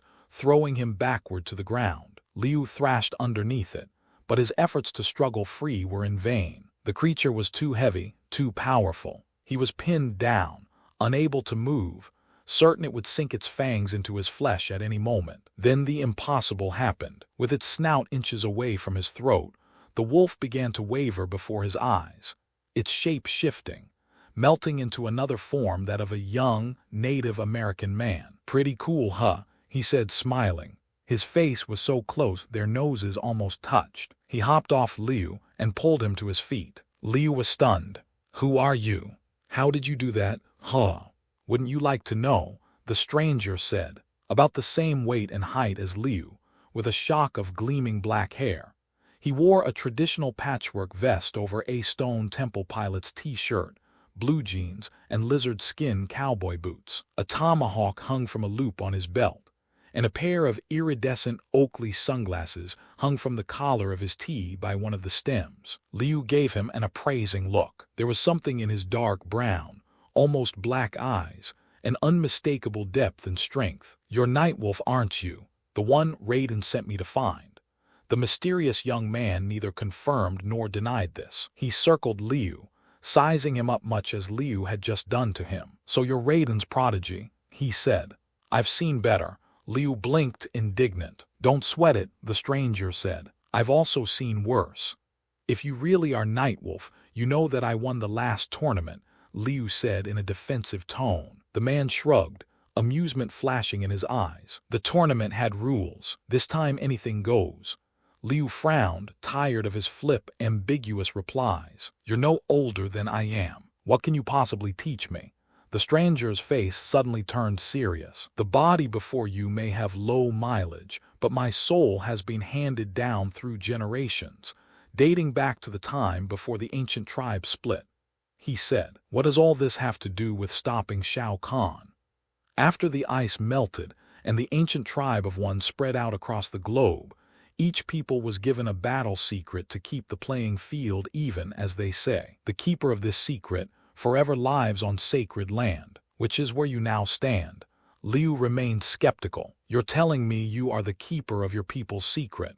"Something like that," Nightwolf said. He unfastened his tomahawk from its belt loop and twirled it from hand to hand, obviously trying to impress Liu and doing a fair job. "Look, I don't have time for these stupid games," Liu said, starting away. "It was a mistake even coming here. You think you're ready, Liu Kang, but if you were, would Kitana have been caught?" That struck a nerve. Liu spun around him, his fists clenched at his sides. "Can you help me get her back?" The mischief had returned to the stranger's eyes. "Maybe, but first you gotta put yourself in a dream state. And just how am I supposed to do that?" Nightwolf was still manipulating his tomahawk like an expert baton twirler. "Well," he said, "there's a slow way and there's a fast way." Liu's fists trembled. "We don't have time for the slow way." A smirk touched the corner of the stranger's lips. "That's what I thought you'd say," he said. Liu started to launch into an angry response, but he had scarcely gotten a word out of his mouth when the young man flipped the tomahawk at him, so that its blunt end crunched against his forehead. Sparks exploded between his eyes, rapidly turned cinder gray, then blackened. The young Indian's grin slanted further up his face as he watched Liu crumple to the ground, unconscious. "Sweet dreams, champ," he said. "See you when you wake up." Chapter 11. They plunged through the jungle wilderness, moving as quickly as they could, Jax's strength-amplified arms sweeping out in front of him to clear a path through the dense clutter of vegetation. Behind him, Sonya tried not to let her bad leg slow her down as she struggled to negotiate an obstacle course of vines, stumps, root tangles, and sucking marl. A single misstep would throw her flat on her face, and with the Outworlders sticking close at their heels, even a brief setback could be calamitous. All around them, gray streamers of mist were creeping up from the ground and killing the leaves on their branches, turning them from vibrant green to sickly yellow, wilting them before their eyes. Sonya was sure this was another thing that could be charged in full to Shao Kahn's account. The poisonous atmosphere of Outworld was infiltrating their own like some deadly herbicide. As if to confirm her thoughts, A coarse, outworld idol suddenly became visible through the screen of foliage ahead of them, its gruesome visage frozen in a stone-carved growl. "This is the sixth one of these damn things," Jax said breathlessly, "and each one gets uglier." "It's the merger of the realms," Sonya said. Jax frowned in annoyance. "You keep saying that, Sonya, and it doesn't mean squat to me." "I told you," she said, pushing ahead past the idol. "It's the end of the world." Jax suddenly grabbed her from behind by the arm. "Goddammit," he grunted. "You're talking to me like I'm some kind of idiot. Take a minute to think about how I feel, would you?" She looked at him, nodding to indicate she was listening. "You dragged me out of the hospital with some lunatic killers on our ass, put me in a spinning ball, and take me halfway around the world." He went on. "If I'm gonna die today, at least tell me why. Nobody told me why Johnny had to die." "Shit happens, Jax. You're a big boy. Deal with it." Jax searched her face, but her stony expression revealed nothing. "Who the hell's Johnny?" She turned away, leaving him more confused and exasperated than ever. "I'm your partner, girl," he said. "If you can't trust me, who can you?" Lightning streaked across the sky, followed by a sudden, violent blast of thunder. Jax felt something sting his face and slapped at it. "Ah, damn, what was that?" They both looked around in growing horror and dismay. Noxious purplish-black raindrops were drizzling from the sky, causing the undergrowth to wither and rot on contact, collecting in oily, steaming pools at their feet. "Nature's dying," Sonya said in a barely audible voice. "Maybe this is the end of the world," Jax said. When Sonya turned to him, he saw that her lower lip was trembling. "Time's running out, Jax," she said. "It could all be over in a few days." They looked at each other for a moment, their faces somber and heavy. Then, from the very near distance, the sound of brush being thrashed and trampled reached their ears. "We gonna keep running, or do you want to go out swinging?" Jax asked. Sonya started to answer, but then something made her change her mind. She put a finger to her lips and cocked her head. "You hear that?" she whispered. Jax listened. "Relax, it's nothing. The posse is still a ways behind." "I'm not talking about the extermination squads," she said. "Whatever I heard was right here with us." Sonya's eyes shifted to a patch of quivering foliage. She tapped Jax on the arm and gestured, but before he could see what she was trying to show him, a split kick tore through the brush and caught them both in their faces. Stunned, Sonya and Jax had just enough time to catch a glimpse of their attack before he faded back into the ground mist. They looked around in frustration, searching for any sign of him, but it was no good. He was either gone or perfectly camouflaged, and Sonya was betting on the latter. She cut her gaze this way and that, her eyes trying to penetrate the gauzy fog, and was turning to investigate another hint of movement in the brush when an arm snaked around her throat from behind, roughly yanking her backward. Gagging and sputtering, Sonya desperately grabbed hold of a tree limb above her head, leveraged herself off the ground, and backflipped up and over her, attacked an angular, exotic-looking woman with eyes like burning coals, and a body as tautly well-conditioned as her smile was vicious. Sliding her hands between the woman's limbs, Sonya landed and put her in a headlock, flipping her back into the mist, which poured around her in a churning brew, concealing her from sight. There was a brief silence. Sonya and Jax exchanged alarmed, wary glances, tension humming between them like voltage. Then, all at once, the mist in front of Jax coalesced into the shape of the first attacker, who struck out with a rapid succession of blows that snapped his head back like a speed bag. Jax reeled dazedly, bringing up his new arms for a retaliatory combination of punches, but his commands to them were still getting scrambled somewhere en route from his brain. His blows went wild, missing his elusive attacker by several inches, giving him the opening he needed to fade into the mist. As Jax looked down at his mutinous fists with disgust, cursing them under his breath, the red-eyed woman cartwheeled through the mist and landed with her legs wrapped in a scissor grip around Sonya's neck. Screeching with delight, her powerful thigh muscles squeezing Sonya's windpipe, she repeatedly boxed her ears with the heel of her hands. Sonya rocked and staggered, gasping for air, but somehow gathered the energy to flip her opponent off her. In the brief pause before the woman recovered, Sonya got her first good look at her and almost froze in shock. "Kitana," she said. The woman cackled. "Name's Milena, and I don't appreciate being confused with my virtuous half-sister," she said. "Just for that, me and my pal Smoke are going to make your deaths extra painful." "You wish," Sonya said. Milena ripped out another peal of insane laughter and sprang at her, unwilling to be put on the defensive again.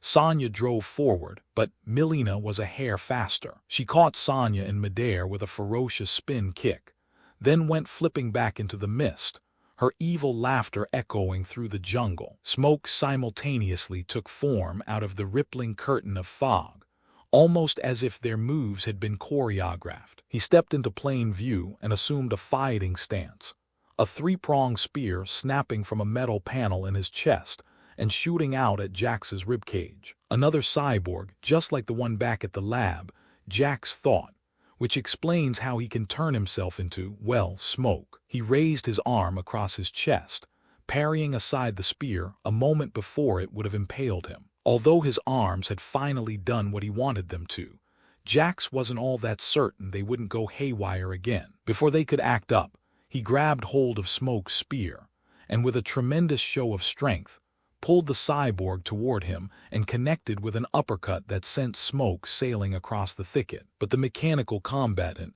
was far from down for the count. Landing on his feet, he cannonballed up from the mist on rocket-powered boot thrusters, his head smashing Jax backward into the mist, which closed around him like a heavy curtain. Smoke scrambled after him, raking his eyes left and right, trying to seek him out amid the thick, concealing billows of vapor, and was greeted by a full-on metal first to the face. His head lashing back, Smoke released harsh, grating sound that might have been a groan in a human throat. Then he collapsed. "Gotcha," Jax said.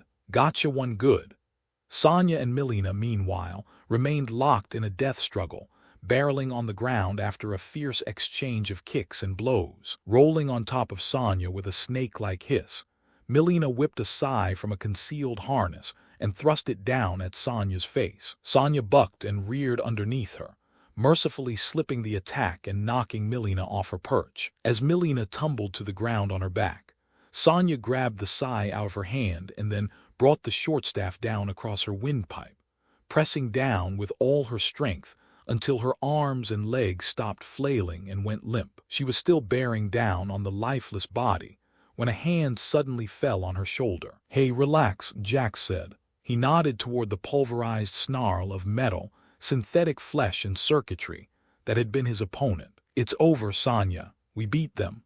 She whipped her head around, looking straight at him, something almost feral in her expression. For a moment, he could have sworn she didn't have the slightest idea who he was. Then her eyes came back from some faraway place, a place Jax really didn't think anybody in his right mind would want to go with her, and filled with recognition. She slowly released her grip on the staff. "You and those stupid arms," she said, gasping. "I thought I was gonna have to save you again. Again. What the hell are you talking about? Forget it." Sonya glanced back down at Milena's corpse. She was a pretty good replica of a human being, but it looks like we got another cyborg here, she said, and pointed to the griffin-like tattoo on her shoulder. "That's exactly the same as the mark we on Syrax." "It's like a goddamned nightmare," Jax said, watching the tattoo start to move, its wings flapping as it became three-dimensional. "I don't know how much longer I can take this shit. These suckers." He stopped talking. He looked at Sonya. She looked back at him. They both had heard the extermination squad pushing through the wooded tangle behind them, and from the sound of things, they were coming much too close for comfort. "We better roll," Sonya said. "Pronto." Jax nodded, and a moment later they were dashing off into the mist. Chapter 12. For Liu it began the same way it would eventually end, with the sense that he was dreaming or hallucinating, helpless to control the surreal flow of events into which he had been swept like a leaf in a gale. His eyes flickering open, he tried to move, discovered that he couldn't, and then realized that he was buried in sand up to his neck. "This can't be real," he thought with a surge of claustrophobic panic. "Can't be." He tilted his chin up off the desert floor. Night was still with him. So was Nightwolf. The young Native American was a few feet away, circling him with a torch. "Glad you could join us," he said. "We've got a ton of work to do." Liu squirmed and felt sand trickle down the back of his shirt, a sensation that heightened his terror to a degree that was almost overwhelming. "Let me out," he shouted. "I don't have time for this." Nightwolf's SCO letter FB03NG grin made an unwanted comeback. "Really?" He stood over Liu with his feet planted apart and his arms folded across his chest. "Well, I don't have time for your ignorance. So if you've got a problem, why don't you do something about it, tough guy? I can't fight you. I can't even move." "Excellent, some signs of intelligence," Nightwolf said, his slantwise smile creeping higher up his face. He knelt close to Liu. "You've got to learn to fight with inner strength, dude. Your moves are important, but even the best warrior can be killed. It's the fire inside you, your everlasting faith in yourself, that can never be defeated." Liu's eyes never left Nightwolf as he walked over to a 10-foot-high prickly pear cactus and knocked in half with a forceful kick. "I know this sounds like a bunch of psychobabble, but it really does work. If your soul is pure," he said. He lowered his torch to the ground and revealed an army of dark, furry spiders swarming from the broken cactus. Liu's eyes widened. "What are you doing?" "Here's the deal," Nightwolf said. "You've got 3 tests to pass before you're ready for what lies ahead." He knelt, filling the pouch with spiders until it bulged and jerked from the inside. Then he smiled his crooked smile. "Now the first thing we're gonna test is your courage. This part should blow your mind." Liu moistened his lips. "Why does it have to be spiders?" "Because you're scared of them." Standing over Liu again, Nightwolf turned the pouch upside down and emptied the spiders onto his head. Cringing with revulsion as they skittered over his scalp and face, Liu tried to shake them off and yelped in sudden pain. "The trick here is to overcome your fear." Nightwolf watched him like a scientist studying a new lab specimen. "Every time you move, the spiders bite." "I know. I can feel it." "Relax," Nightwolf said, attenuating the sound. "Their poison won't kill you, just expand your mind beyond your current boundaries. If you're so damn smart and brave, why don't you fight Shao Kahn?" Liu asked furiously. Nightwolf's face became serious. The fathoms-deep look Liu had seen before returning to his eyes. "If Khan dares to attack our sacred land, I will be here to protect my people, as I have for the last 200 years. He stood over Liu for another minute, then began walking away with the torch. Night poured over Liu like thick molasses. "Wait," Liu shouted after him. "Where are you going? You can't just leave me here like this." The words that came back at him from the enveloping darkness were laced with mockery. "Wanna bet?" His face pale, his skin beaded with sweat, Liu felt his eyelids grow heavy as the spider venom took hold. Finally they dropped shut. When Liu came to again, he was standing against a field of what he initially believed were stars, thousands of them, twinkling against the night sky like carelessly scattered diamonds. But as his head cleared, he realized to his horror that they were, in fact, tiny, brightly blinking eyes. Malevolent, jack-o'-lantern eyes that flashed from white to emerald green before his own enraptured gaze. Then he heard Nightwolf's voice, heard it coming from inside his own head. "Face your fears, Liu," it said. "Through them, you will find your primal power, your animal rage." "I won Mortal Kombat," Liu protested in a voice that seemed oddly detached from him. "What do I have to fear? You hide your fears with attitude, but here you cannot hide." Demonic faces emerged from the darkness, their outlines shifting and phantasmal except for those gem-like green eyes. Liu heard overlapping whoops of frenzied laughter and instinctively assumed a fighting stance. "You let your brother die," a voice said from everywhere and nowhere at once. "You cannot beat Shao Kahn," whooped another with monstrous elation. More voices joined in the taunting chorus. "You are a worthless man. You cannot save the world. You will fail." Liu punched and kicked at the wraith-like creatures, but his blows went right through them. They whirled and capered around him, untouchable, their strident, overlapping voices tearing at his composure. Then, drowning them out in a soundless roar, Nightwolf's voice pushed back into Liu's head. "The past cannot hurt you, Liu," he said. "Believe in your destiny. Every man has the power to change the future. Find that power within." Liu clenched his fists without even knowing he had done so. Then he closed his eyes and stood perfectly still. "Yes," he said, "I can feel it."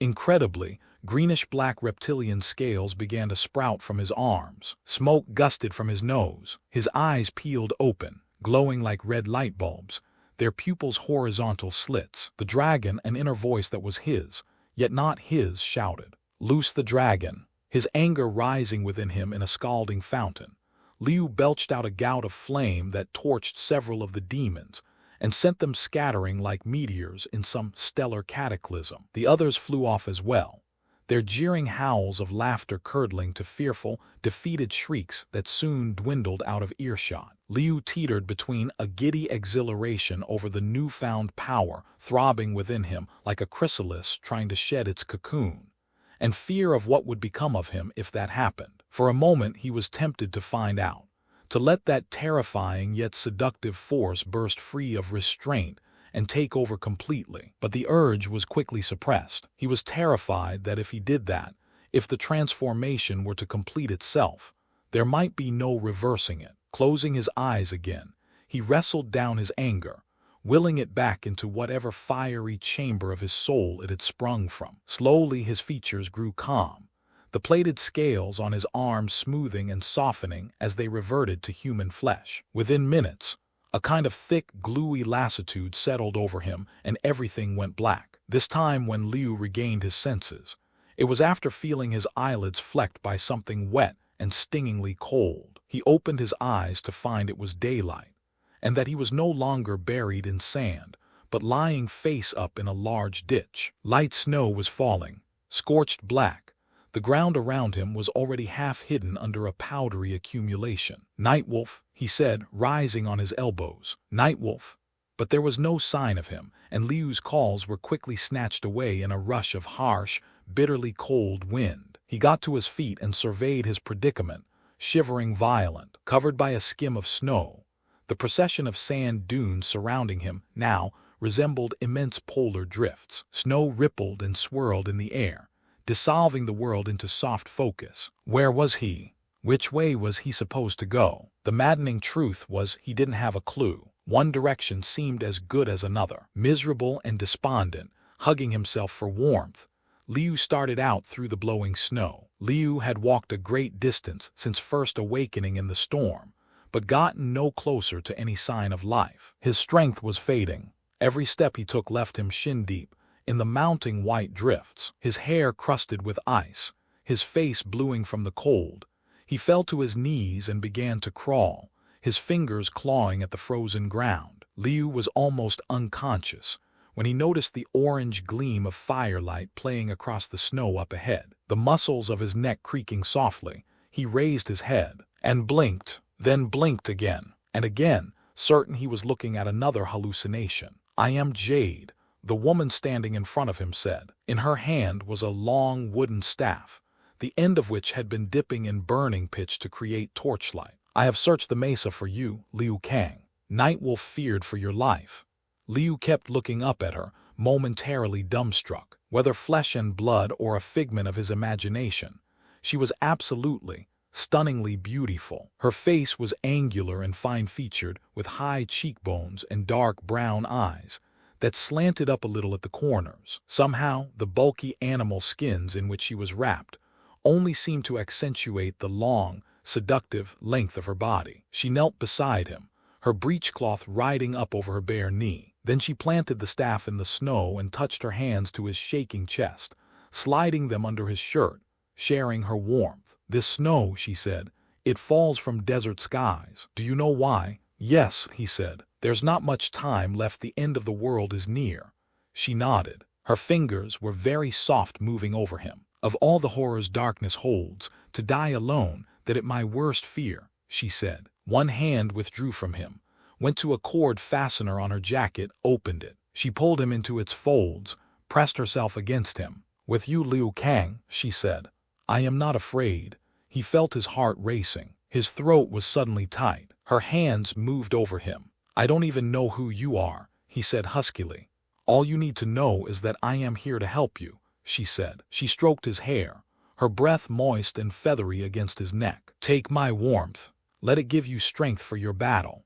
You're almost too good to be true, he said, letting himself be drawn closer to her. She moved against him, her lips parting. The same could be said about you, she said, and tilted her head forward and brushed her mouth against his own. We can defy the darkness by creating the light of new life. His head swimming, Liu started to return her kiss, but suddenly hesitated. No, he rasped. I can't. Don't say that. She snaked her arms around his waist, moving, pressing closer to him. Together we could melt the snow, Liu Kang. Liu pushed away. Stop, together we could live our final days. No, Liu said, struggling against her. Against himself. My heart belongs to another. Her eyes lowered as he drew back from her. Gently, he cupped her chin in his hand, raised her face until their eyes met. If you're really here for me, Jade, help us defeat Shao Kahn. She looked at him a while, then smiled and kissed him again, but this time it was a quick, chaste peck on the cheek. You are even more pure and faithful than I heard, she said. You have passed the test, Liu Kang. He looked at her in bewilderment. A test? This was all just another of Nightwolf's tests. She took hold of his hand. An enjoyable one for me, she said. And under different circumstances, I would not have wanted it to end just yet. But we must get to Mount Gaia. The others will be waiting. He shook his head. No, if this was a test, it was only the second. I'm not ready to save Kitana, because I can take you to the prison where she's kept. He looked at her. You've seen her. She's alive. For now, yes. Jade fell momentarily silent. The sound of battle horns blared in the distance. Khan is near. We must go. Liu glanced in the general direction of the clamor, took a deep breath, then rose slowly to his feet and began following her across the icy tundra. From his vantage atop a high, snowy precipice, Nightwolf watched Liu and Jade begin their journey across the storm-swept mesa and gazed toward the heavens. I tried, Raiden, but he's not ready. He still doubts himself. His face troubled, he waited for some kind of response, but all that came was the senseless shrieking of the wind. Chapter 13, on Outworld, Cobalt. A brittle metallic element essential to the production of plasma weapons, was a commodity valued above all else under the Twin Moons. Discoveries of natural deposits were claimed as personal property by the sovereign ruler, and anyone outside his government caught hoarding or black marketing.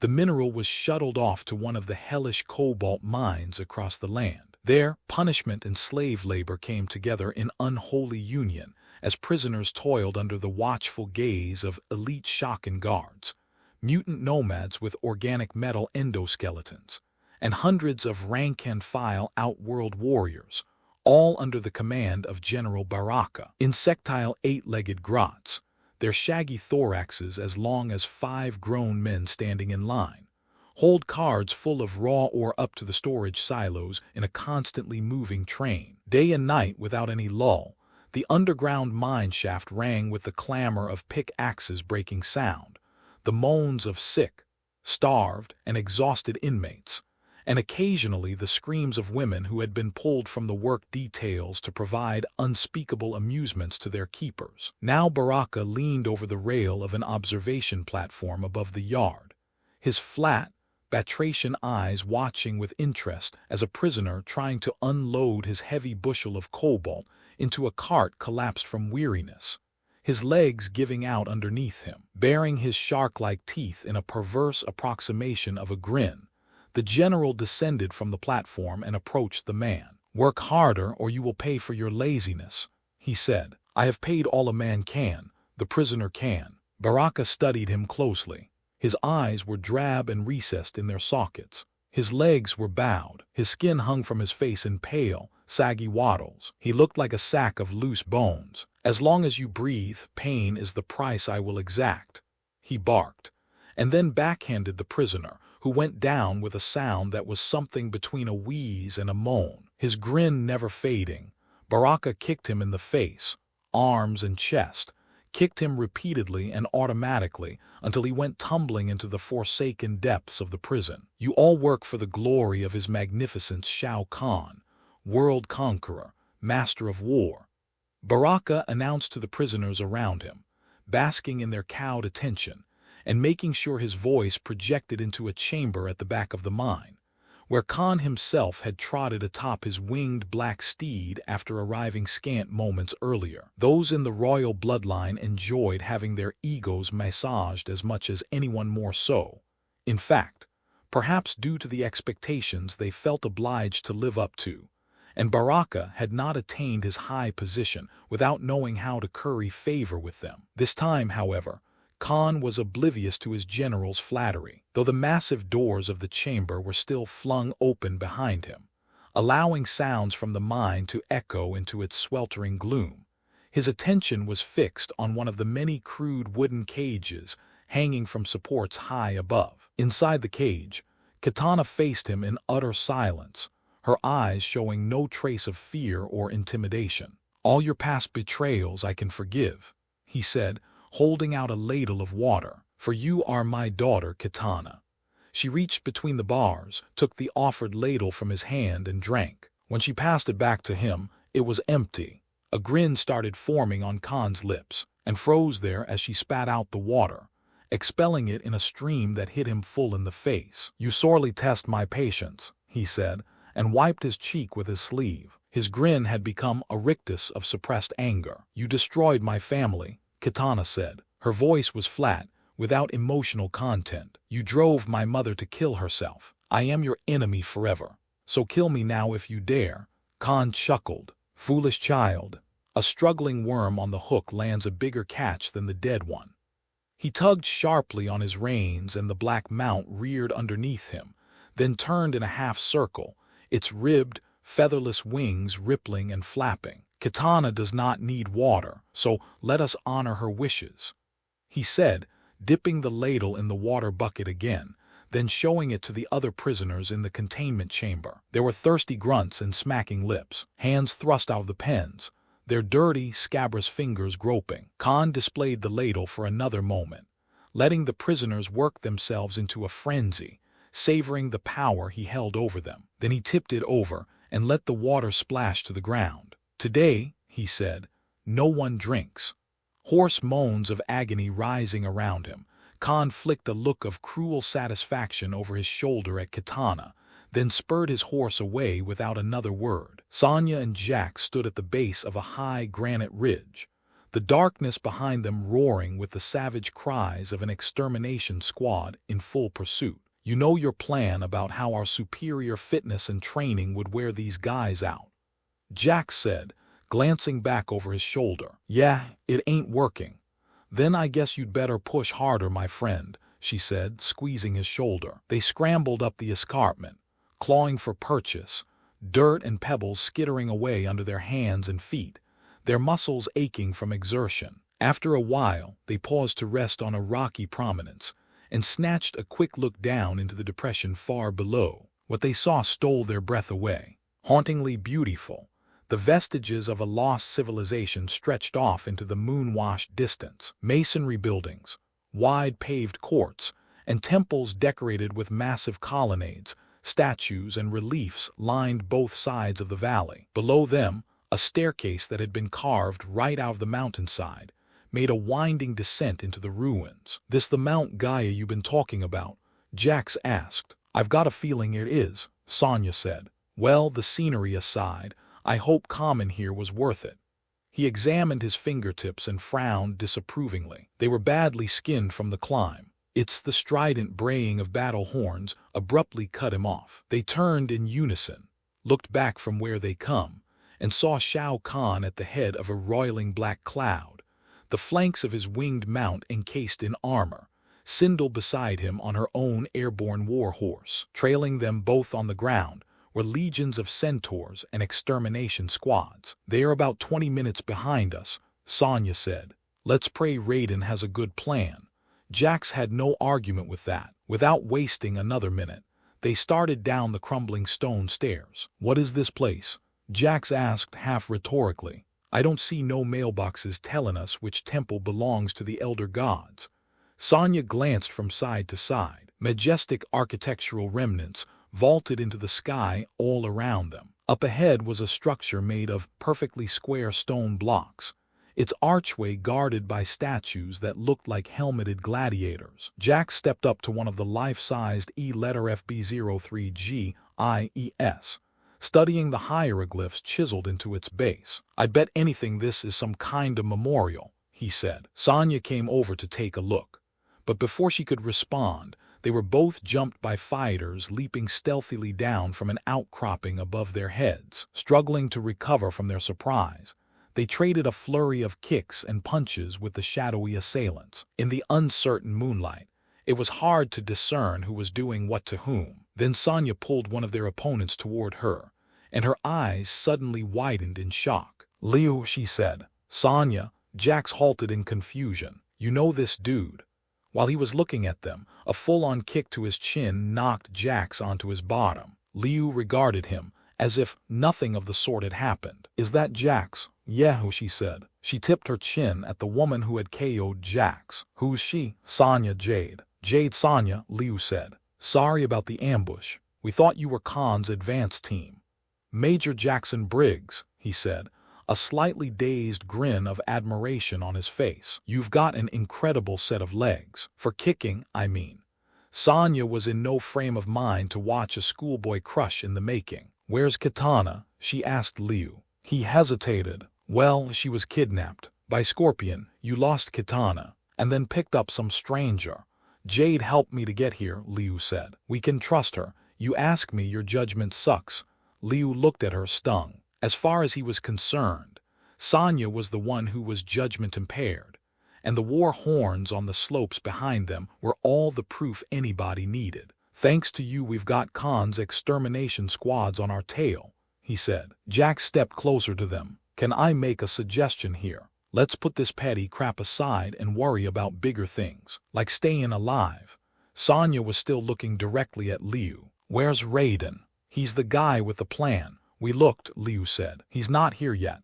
So we're just gonna sit here and wait for this mook to show." Liu was shaking his head. "Sonya's right. Without Raiden, it's hopeless." "Never give up hope," said a voice from somewhere overhead. Startled, they all looked up at once to see Raiden flip down from a cliffside temple and land right in the middle of their inner circle. "At least not so early in the game," Raiden said, finishing the sentence he'd started on the ledge. They gaped at him in stunned bewilderment. He had changed since they'd last seen him. Changed tremendously. His long hair had been shaved off, and his robes were gone, replaced by rugged leather battle gear. He caught their wondering glances and shrugged. "It's a new look, courtesy of the elder gods with whom I've recently met," he said, and then thrust his chin at Jade. "Who's the babe?" Liu told him. "Well, I hope she can scrap as good as she looks," Raiden said, "because I was expecting a team of fighters. Instead, I hear fighters at war with each other." "Give us a break," Sonya said. "We've been through hell. Compared to what lies ahead, you've been through nothing," he broke in. "Where's Katana?" There was an uneasy silence. All eyes shifted to Liu. "Khan took her," he said, crestfallen. "It's my fault." Raiden's face was impassive as he digested the bad news. "This is not about blame," he said finally. "We are together in this. Each of us must help and support the others. Like a family." He glanced briefly at Jax. "What's the deal with your arms?" Jax's brow creased. "I've known you exactly 1 minute and already you're dissing me." "I watched you fight back there," Raiden said. "You have the skills, but your arms are not your strength. They are your weakness." Jax frowned. "Thanks for the tip, but these things are state-of-the-art." "Faith in yourself is all you need," Raiden said, shaking his head. "And I say that to all of you, not just Jax." "Look, faith is fine, but we've got to get Katana back," Liu said impatiently. "Without her, we can't close the portal." "Liu is right," Jade said. "If Khan has her in Outworld, we must go there now. And how are we supposed to do that?" Sonya said. "Follow me and you'll see," Raiden said, and then he started down the chasm road, motioning for the others to fall in behind him, leading them between the grand stone structures. Close outside the gates of the city. Very close. The warlike shrieks of Khan's gathered forces leaped fiercely into the night. They stood in a circular courtyard surrounded by stone colossi, figures of men and women with powerful, idealized proportions, and looks of bold determination on their sculpted faces. These are the likenesses of champions who fell in mortal combat in ages past, Raiden said, pointing to the sentinels. They are also the friends I spoke of back when this all started. He walked to the center of the plaza, spread his arms out, and tilted his head toward the heavens. Who does this guy think he is? Jax whispered. Moses parting the Red Sea. Sonya watched Raiden without saying anything, her lips pressed together with trepidation. She knew his powers were leaving him, knew their time was short. The small band heard the martial blare of trumpets behind them and turned toward the sound. Shao Kahn and his army were charging into the chasm. Sonya glanced back at Raiden. His hands were still raised, tongues of current snaking around their outspread fingers. Whenever you're ready, Raiden, she said, one eye on the legions thundering toward them. Raiden stole a glance at the advancing enemy and redoubled his efforts. The crackles of energy around his hand brightened, began throbbing with light, then suddenly concentrated into laser-like beams that shot out toward the statuary at the circumference of the plaza, connecting each figure to Raiden like spokes in an enormous wheel. The energy beams rapidly multiplies in number, crisscrossing, forming a dazzling blue-white web that linked Raiden to the statues and the statues to each other. Within seconds, the spaces between the strands had closed, surrounding Raiden and his companions in a swirling dome of power. Less than a mile away, Shao Kahn pulled his horse to stop and looked over at Sindel. Use your death shriek, he commanded. Destroy everything. She was all too happy to oblige. Climbing off her mount, she walked to the front ranks of the army, took a deep breath, and emitted an ear-splitting wail that seemed to fill the night, a high-frequency bombardment that made the sides of the canyon shake and rumble. Her scream swept through the chasm like sonic wildfire, racing closer to Raiden's newly opened portal as the mountain walls literally started exploding, the shockwave tearing them apart at a molecular level. Boulders dislodged from their perches and rolled downward. Geysers of rock and soil shot into the air. Across the floor of the valley, architecture that had withstood thousands of years of weather and natural disaster were stressed beyond all endurance. Cracks wove through the ruins in destructive patterns, causing them to founder and sag. Raiden mouthed a silent prayer. Everywhere around him, columns were crumbling, buildings were disintegrating, and heroic statues were toppling into heaps of rubble. Time had run out. Now, he screamed at the top of his lungs, then grabbed hold of Sonya's hand and leaped into the dimensional rift. She in turn reached out for the others, all of them linking hands in a human chain. One after the other they were pulled into the portal, which closed behind them with a brilliant flash of light just as the howling, cursing outworlders reached it, left behind on Earth. That was fun, Sindel said, standing amid the carnage he had raised. She looked anything but defeated. Khan reined his horse in beside her, a cunning smile on his lips. They have fallen into our trap, he said. Proceed as planned. I will await your arrival in Outworld. With a silent nod, Sindel watched as Khan dug his spurs into the muscular ribcage of his stallion, prodding it to take wing. Then he soared off into the lowering gray sky, a black ribbon of laughter trailing behind him. Chapter 14.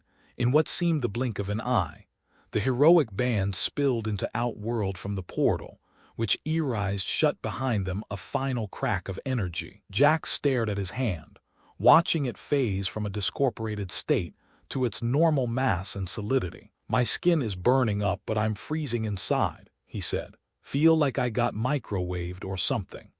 Passage between the realms requires that our physical forms deconstitute in transit, Raiden said, dusting himself off. You never get used to it. I don't want to get used to it, Jack said. And that goes for everything about this place. He scanned his surroundings in horror. The wide thoroughfare stretching off ahead of them was pocked and ravaged, bordered with decaying moss-covered structures and ditches filled with stagnant drainage. Not far from where they stood, the twisted wreckage of a commuter train thrust up from the middle of the road, its ride having ended somewhere between Earth and Outworld. Perched on it like scavenger birds were hundreds of winged Shakens, tearing at the remains of its passengers with covetous hunger. My God, Liu muttered. All those people. It's the merger of the realms, Raiden said. Time is our enemy. Pulled between dimensions without protection, they never knew what happened. Jax was shaking his head. It's like a nightmare. We have to stop this, Sonya said. I can take us to the prison where Kitana's being held, Jade said. Raiden studied her features closely. And where is that? Over that ridge, she said, and pointed to a spine of land running across the horizon like the humped back of a dinosaur. There are thousands captured, the best fighters of Earth. Raiden seemed more than a little suspicious. You've been there. Liu looked at him, annoyed by his reluctance. Listen, if it weren't for Jade, I wouldn't be here, he said vehemently. And besides, she's all we've got right now. The others exchanged uncertain glances, waiting for Raiden's decision. At last he nodded.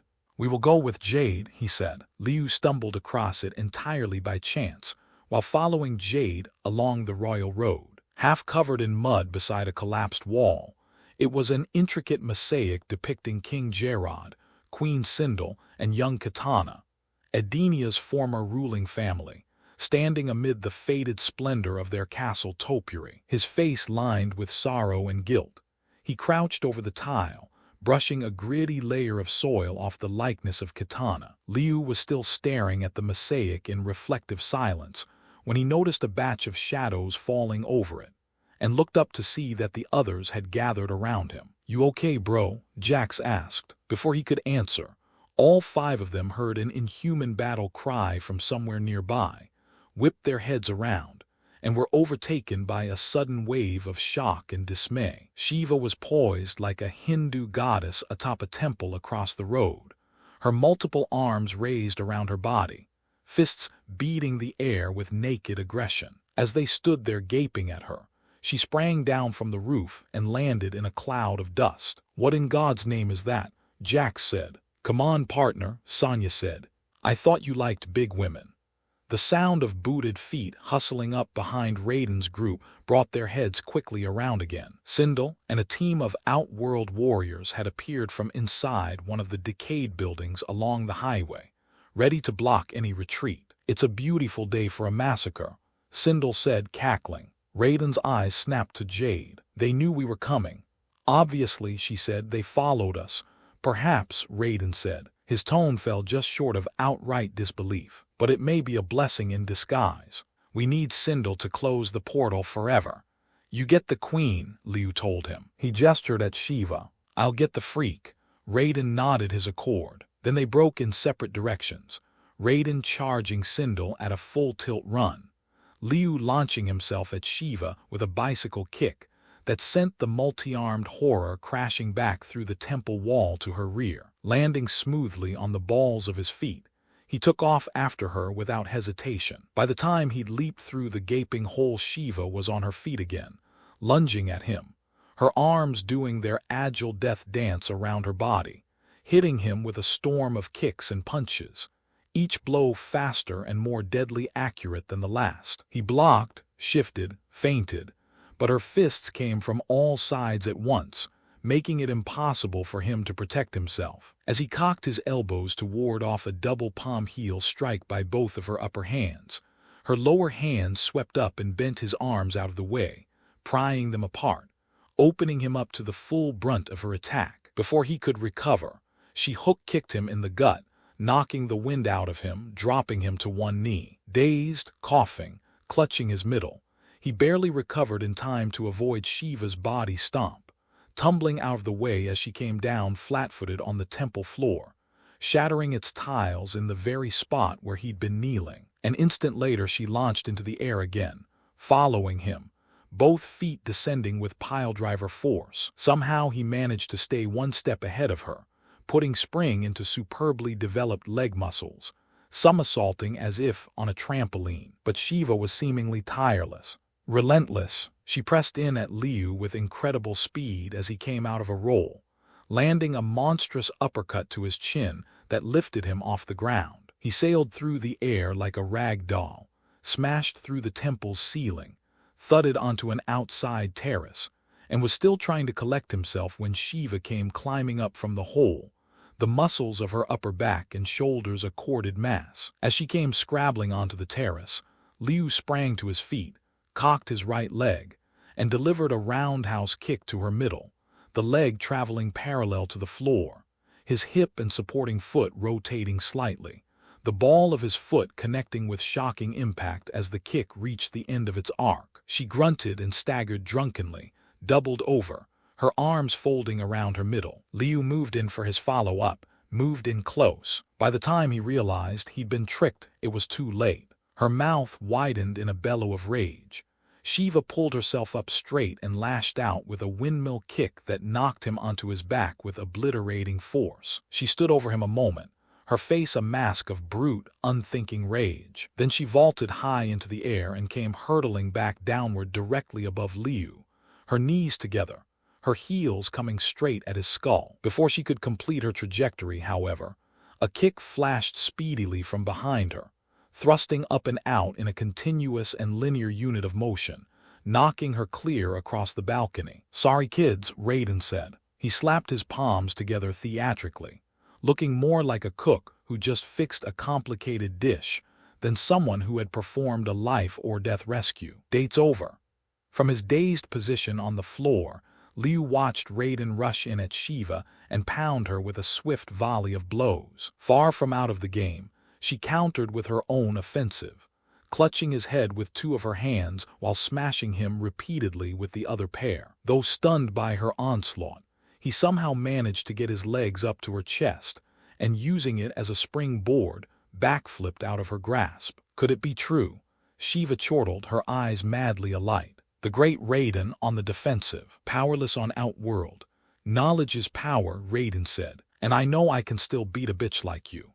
If you truly believe that, then you know nothing," she said, then cartwheeled over to Raiden and wheel-kicked him into a nearby pile of rubble. Raiden grabbed a big chunk of masonry and held it out to protect himself, but a single blow from Shiva smashed it to little pieces. Taking a great swoop of air, he flipped back to his feet and pounded her in the face with a combination of front kicks, knuckle punches, and palm heel strikes. The two warriors battled from one end of the balcony to another, mercilessly throwing, kicking, and flipping one another. For every punch Raiden threw, Shiva countered with 4 of her own, making it impossible for him to gain the upper hand, and he could feel himself beginning to tire. Then he noticed several ragged tapestries hanging by a rope on the wall, and formulated a hasty, desperate plan, knocking that if it failed, he would only be enraging his monstrous opponent. Moving quickly, he grabbed the rope,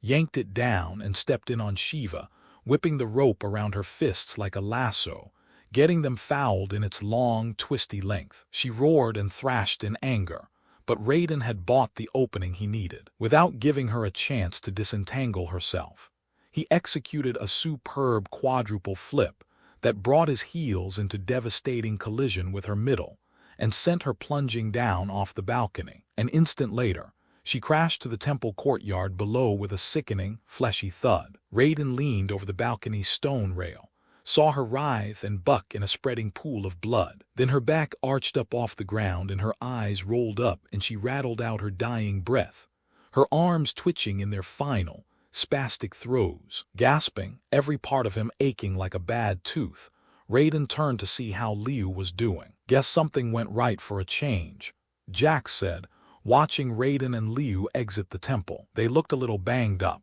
but all things considered seemed in decent shape, which was pretty much the way he felt about himself after his own fracas with Sindel and the Exterminators. Sindel and the Exterminators, huh? He thought. Good one. Sounds like the name of a rock group from hell. Dragging the unconscious Outworlder over to his companions by her neckband, he let her drop roughly to the ground. "Who finished her off?" Raiden said, nodding down at Sindel. "I saw you leave to help Liu and surprised her from behind," Jade said. Liu slung his arm around her shoulders. "I told you she'd come in handy," he said, a vindicated smile on his face. Raiden said nothing to show he was convinced. With his boot, he rolled Sindel over onto her back. Her chest rose and fell almost imperceptibly. "All right," he said. "We must stay strong. We have in Sindel what we need to close the portal." "But you don't have katana," Jade said. He looked at her. "No," he said. "We don't. This shock in prison," Sonya said. "Can you show us a way inside?" Jade nodded, then knelt and drew a shape in the dirt with her finger, filling in the details of the prison. "There is a secret passage," she said. "The one I used to escape." They crouched around her diagram and listened carefully. Chapter 15. Many hours and even more miles later, Raiden's band found themselves standing at the top of a black, ragged cliff that was without soil or vegetation, looking down at the Shaken prison in the gulch below. They had taken turns carrying Sindel in pairs, and her bound, unconscious body lay in a bundle at their feet. Jade reached into her waist pack for a heavy coil of rope, tied one end around a boulder to anchor it, and hurled the slack over the side of the cliff. "Even at night, the prisoners are made to work in the prison yard," Jade said, watching the line unspool. "Kitana will be alone."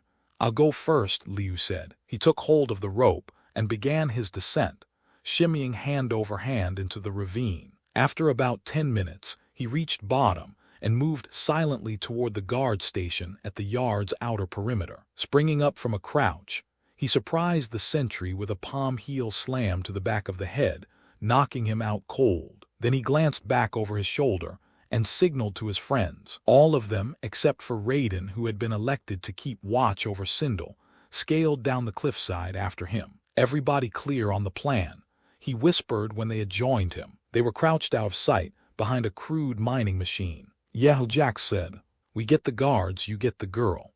Without replying, Liu dashed off ahead of the others. The passage to the containment chamber was right where Jade had indicated it would be, something Liu promised himself he'd mention to Raiden the first chance he got. He emerged from the tunnel onto a rock shelf, crawled to its ledge, and leaned his head down for a hurried recon. Kitana was in one of the small cages hanging from cables that reached to the chamber's ceiling, looking helplessly out between the wooden bars. Liu took a deep breath. Jax and company had already dealt with a great many of the guards out in the yard, stealing up on them, taking them out with quick, silent blows. Now it was his turn. "Okay," he thought. "First things first. How do I get down to the floor without breaking my neck?" He slid further over the edge of his stony perch. One of the guy wires running up from Kitana's cage was almost directly in front of him. If he could only reach it, he might be able to climb down. He inched forward until the upper half of his body was sticking out off the ledge, then extended his hands as far as he could, his fingers trembling from the strain. For a moment he thought he wouldn't make it, thought he would lose his balance and teeter over into space. But finally, with a surge of relief, he grabbed hold of the cable, getting his right hand, then his left firmly around it, filling his lungs with air again, gripping the cable with all his strength.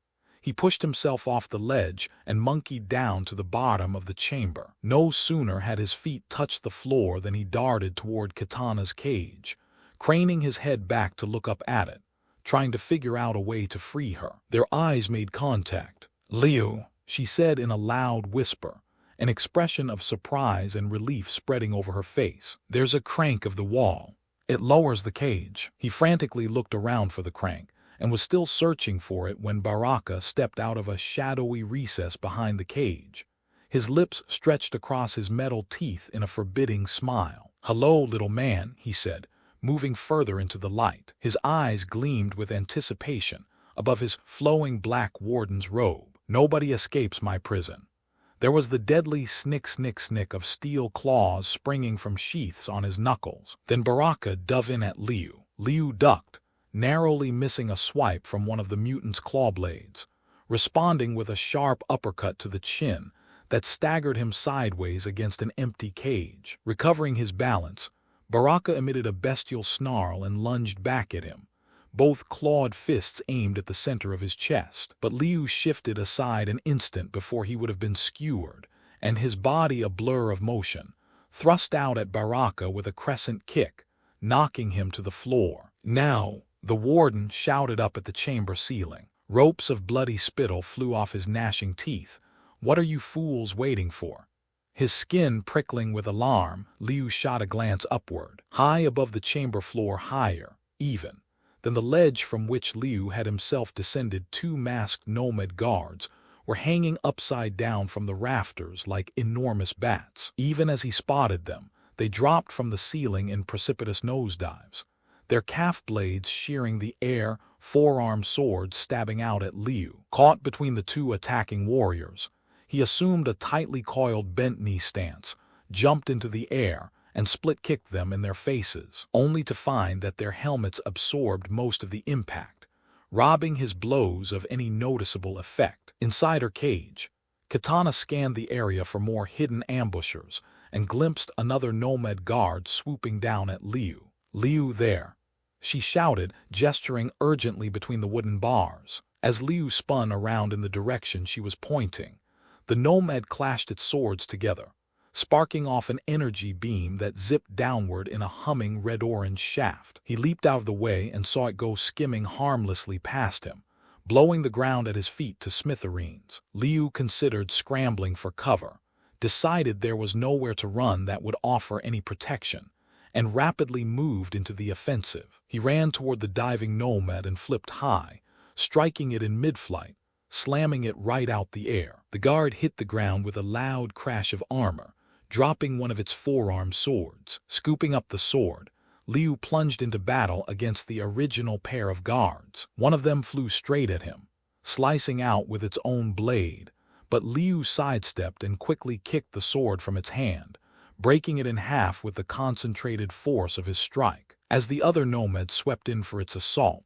Liu leaped at it with his legs outstretched and his knees close together, landing a kick that spun it wildly off at an angle, hurtling toward a collision with the chamber wall. Liu wasn't foolish enough to think that would give him any room for a breather. There was still Baraka, and the nomad he'd disarmed a moment ago. He looked around, saw them coming at him from different sides. Baraka to his left, the guard to the right, and braced for their attack. Baraka charged first, but something about the way he moved, a slight hesitation in his stride, made Liu realize that the mutant was only distracting him. He pivoted toward the nomad just as the creature rushed forward, and using the two halves of the energy sword for leverage, rammed them into the wall, swung around them, and delivered a smashing kick to the guard's face. There was an audible snap as the nomad's neck vertebrae broke apart. Then it folded to the floor in a twitching heap. One to go, Liu thought,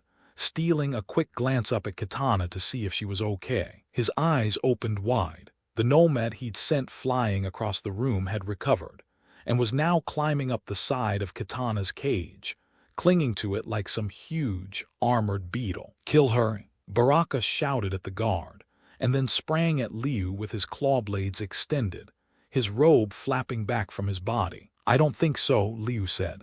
Readying himself for certain pain, Liu deflected Baraka's jabbing blades with his bare hands, feeling their razor edges bite into his palms and fingers. Then he launched himself toward the wall with a series of handsprings, yanked out the energy blade fragments he'd shoved into it, and began to scale the wall toward the cage. The notches cut by the blades served as improvised handholds. Blood streamed from the cuts in his hands, sliming his knuckles, running down his arms to his shirt sleeve. Liu ignored the wound, scrambled upward, his eyes locked on Katana. She'd been holding off the nomad with a cyclonic barrage of spin kicks, but it had hung onto the cage and was now prying apart the bars in an attempt to get inside. Summoning all his strength, Liu pushed back from the wall with both hands and feet, leapfrogging onto the roof of the cage. For a long moment, he did nothing but try to steady himself on his legs. Then he reached down, grabbed the nomad by its epauletted shoulders, and hauled it up onto the top of the cage with him. They went at each other with an exchange of kicks and blows that were so fast they seemed to blur together, battling from one side of the cage to the next, their movement causing it to sway precariously at the end of its guy line. Shifting and ducking in an evasive pattern, trying to pace himself, Liu glanced down to get a fix on Baraka, spotted his grotesque upturned face below him, and suddenly registered that he hadn't seen something else that he most definitely should have. Hadn't seen Katana inside the cage. "She's gone," his mind screamed.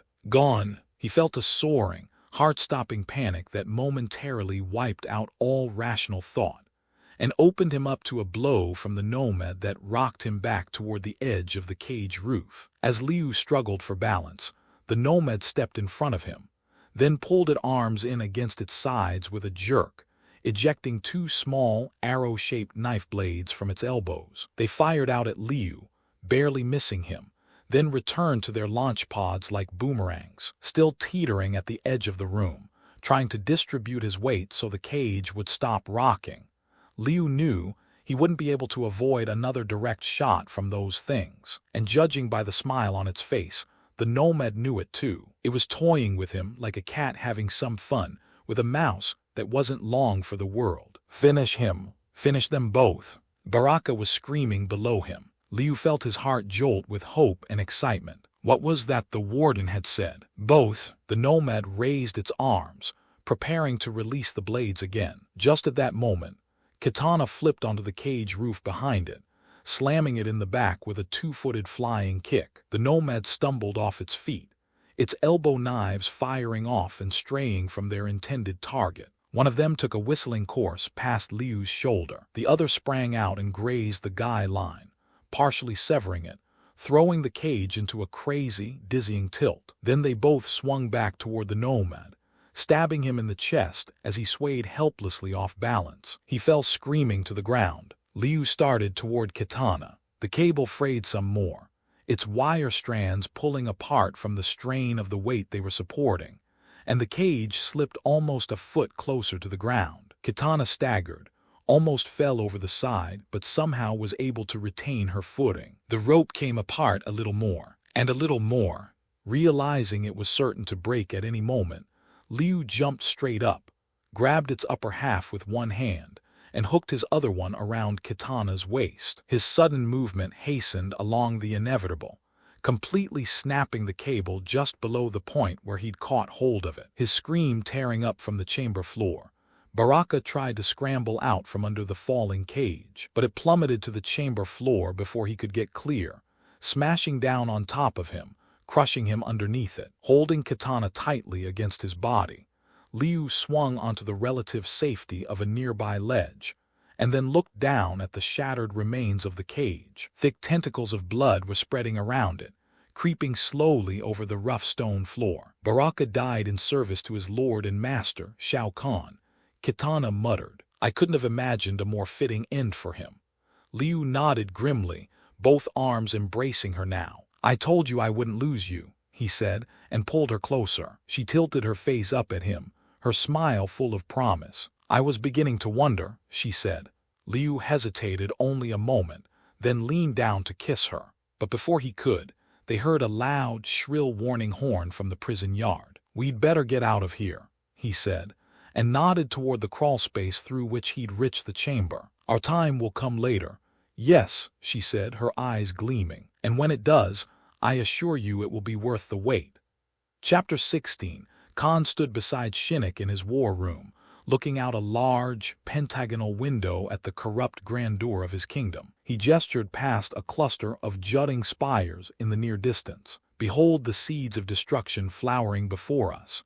This almost seemed a signal for the violent paroxysm that shook the earth a moment afterward. Behind the spires of the city, the Great Pyramid of Giza thrust suddenly into view, its monumental form rising hundreds of feet into the air from a molten chasm, chunks of limestone tumbling from its sides as it breached the realms. One more night, Khan said, turning from the window. Nothing can stop us now, nothing except your supreme idiocy.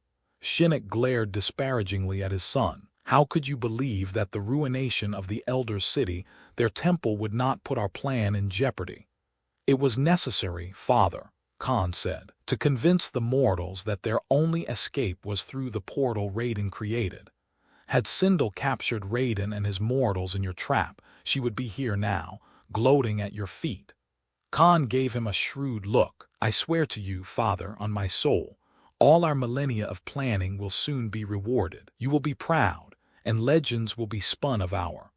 Both men looked sharply around as the massive double doors of the chamber burst open, and one of the nomad guards from the Shakin prison staggered in. Though they could not have known it, this was the nomad who had fought Liu atop Katana's cage. Blood gushed from the creature's breastplate, where it had been pierced by its own elbow swords. The princess escaped, it sputtered, Raiden lives. Khan's eyes glowed red as coins in a blazing furnace. His features convulsed with rage, nodding and twisting, until there was nothing remotely human about them. Then he lunged at the wounded nomad, striking out with a ferocious blow that slammed the guard back into a display of battle armaments. The trophies fell from their stands, and wall mounts in a clattery welter. "Enough," Shinnok said from behind Khan. "Leave him be." "Father, this worthless mutant was supposed to—" Shinnok waved his hand in the air to silence him. "Know this," he said, cold menace in his voice. "You pledged me your soul in the event of failure, and in return, I now promise you that it is a pledge I will never forget. Do you understand?" Khan looked into Shinnok's threatening glare and felt something akin to dread slither through his bowels. "Yes, father," he said, "I most certainly do." Liu led Kitana into the decaying, long-abandoned temple with the others following at their rear. There was no roof atop the barren structure. Its stone walls were crumbled and full of holes. Here and there, faded murals, some of them defaced with GR, a letter FB03TI, gave testament to Edenia's former glory and present shame, Liu thought, his eyes moving over the vulgar scribblings. Sindel lay stretched out on an altar at the rear of the temple, Jade standing watch beside her. Kitana gasped in shock. Her eyes leaped from her mother to Jade. "What are you doing here?" she asked. Liu was bewildered by the overt hostility in her tone. "She helped us rescue you." Kitana opened her mouth to say something, then snapped it shut, at a loss for words. "You can end this, Kitana," Raiden said, stepping up to her. "Only your love can reunite Sindel's body and soul, to break the hold Khan has over her, and close his portal to Earth." She looked at him for a long moment, then nodded. Liu guided her to her mother's side. Forcing back emotion, Jade threw her arms around Kitana. "I want it to be like it was," she whispered, her lips brushing against Kitana's cheek. "For you, for us, for Edenia." Liu stepped back with the others, easing Jade away from Kitana, wanting to give her some room. Kitana just stared at Sindel, her features etched with disbelief and a sort of reluctant hope. Slowly, cautiously, she reached her hand down to push the tousled hair from Sindel's face, then ran her fingers across her cheeks, tracing its planes and angles almost like a little girl. Minutes passed. No one spoke. No one moved. Finally, Kitana knelt beside the altar, and with genuine reverence tenderly kissed her mother's cold, pale hand. Behind her, the rest of the band watched in breathless anticipation. Liu glanced anxiously at Raiden, who nodded his encouragement, then gestured back to the reunited mother and daughter. Sindel's eyes had flickered open. First wide with fear, they quickly focused on Kitana, the fear subsiding, giving way to recognition and a heartfelt smile. "Kitana," she said, "is that you?" Overwhelmed, Kitana literally forgot to breathe. She gasped a little, her hand fluttering to the hollow of her throat. "Mother, I have prayed for the day when our love would bring us together again," she said. Liu felt a lump growing in his own throat and swallowed it down. Raiden looked over at him, put a hand on his shoulder. "The elder gods have served us well," he said, coming out of his silence at last. "We can wait," Sonya said suddenly. Tense with surprise, she pointed a trembling finger at the altar. "Sweet heaven, Raiden, look. Something horrible was happening to Sindel." Her face had grown sharp and avid, her eyes becoming cruel black points, her maternal smile mutating to a screeching cackle. "Love," she said, and abruptly rose to a sitting position. "I never loved you." Kitana withdrew in disbelief, drifting backward almost like a sleepwalker. Sindel sat up straighter, her shrill, witchy laughter brewing to the heights of the temple. "With such a pathetic child as you, what reason was there to live?" she said. Kitana's features hardened. "I should have expected this." "No," Raiden shouted. He moved forward, shaking his head in denial. "It cannot be.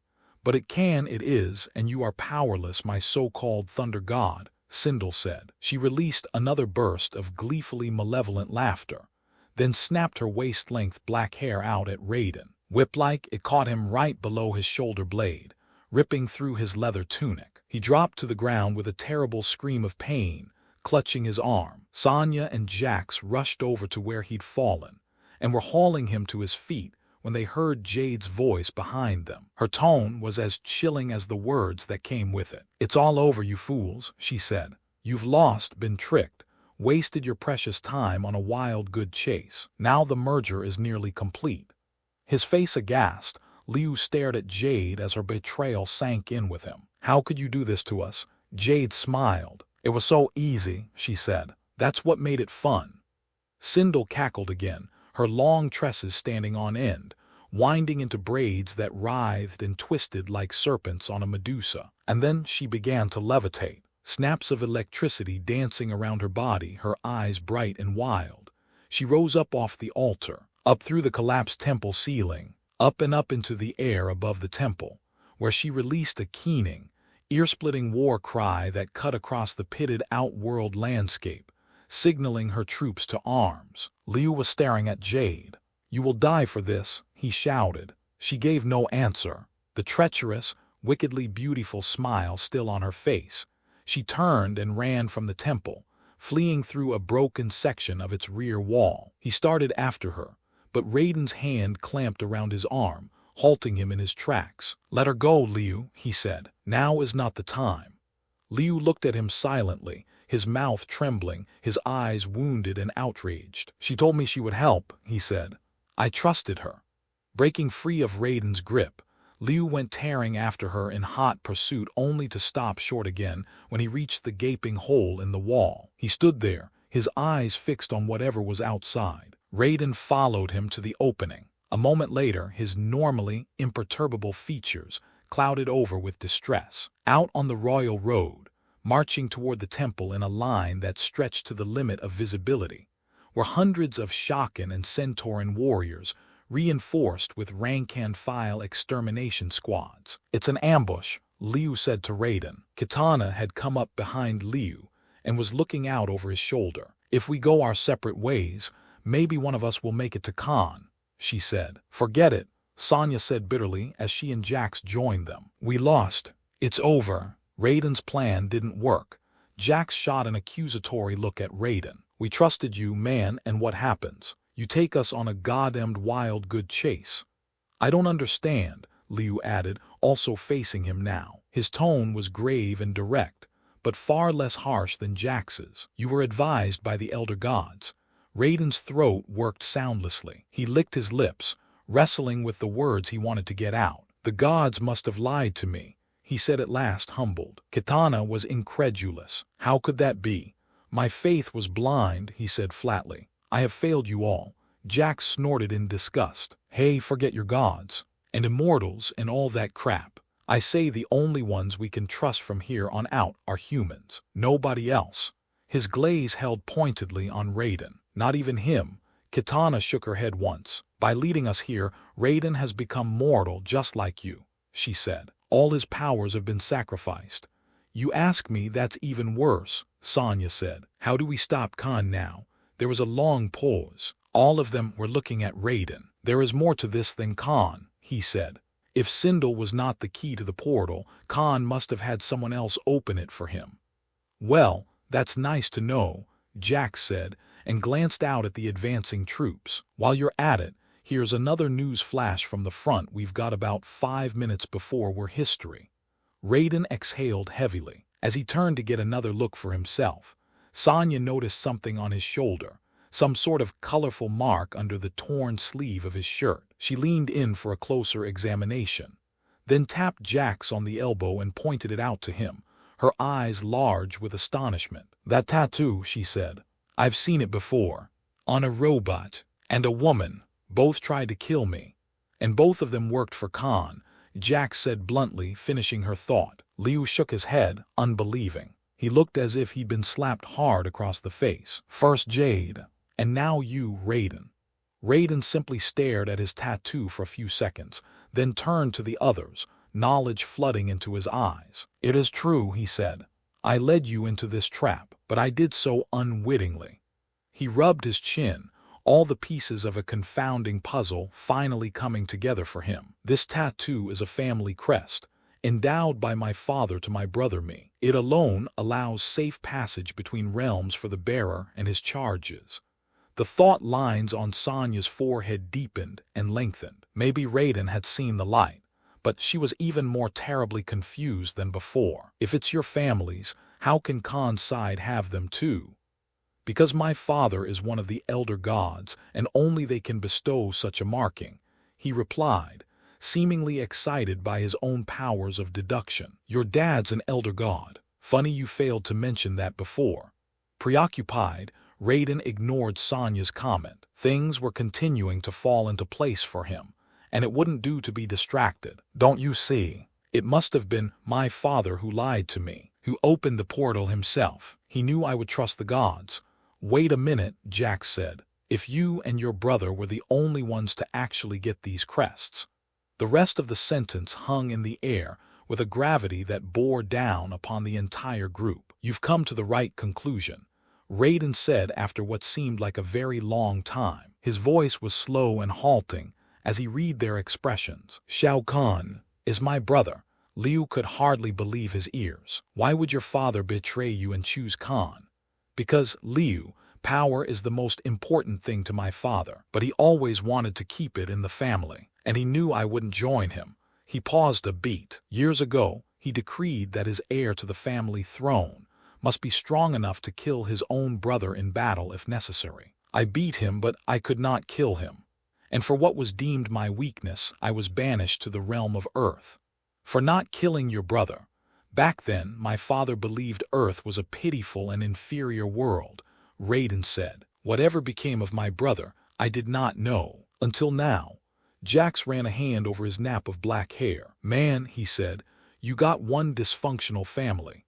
Kitana's eyes returned to the gap in the temple wall. She had heard battle cries, vaulting upward in the near distance. Our time is almost up, she said. Raiden nodded. Kitana's right, he said. And only one thing is certain. Khan must die. This time you're going to kill him, Liu asked. Raiden looked closely at him. I could not murder my brother then, and I cannot now, he said, expelling a deep sigh. I can do no more for you. Stunned, the others watched him turn away, then gaze out at their approaching enemy through the broken wall. So what do we do? Liu demanded. Raiden kept his back to them. You will do your best, he said. That is all that can be expected. There was another seemingly endless silence. Peering outside, Sonya saw a splinter group of extermination squad warriors clambering toward them across the rubble of the city, close enough for her to hear the gritty crunch of their boots stamping down on scattered, tumbled debris. They're almost here, she said. Jax frowned with utter despondency. We're screwed, totally screwed. I can't believe this is happening, Liu said. After everything we've been through, listen to me, all of you. Kitana cut in. Her eyes were stern and fairly reproachful. Liu, not Raiden, is our best hope.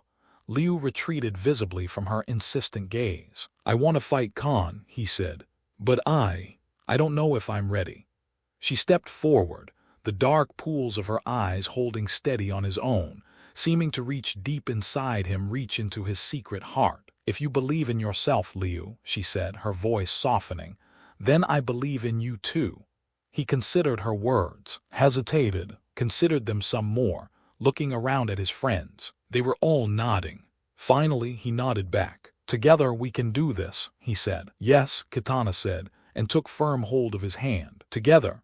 Chapter 17. Crouched behind a toppled pillar at the side of the highway, Raiden watched Liu and the others leave the temple and go racing away from the outworld forces, sprinting from one place of concealment to another. Their disappointment in him was troubling, but far more was at stake than his image, or their injured feelings. At any rate, he mused, it was ridiculous to be worrying about that now. The game was well in play, why not have some fun with it? He waited until the little group was out of sight, then leaped onto the pillar, waving his arms at the outworlders. Who wants a piece of the Thunder God? He shouted, and took off running. Sprawled on the floor of Khan's war room, Jade touched her fingers to her mouth where the sorcerer had just struck her, and winced in pain. When she brought her hand back down, it was covered with fresh blood. It was not my fault, she said, glaring hatefully at Khan. I did everything you ordered.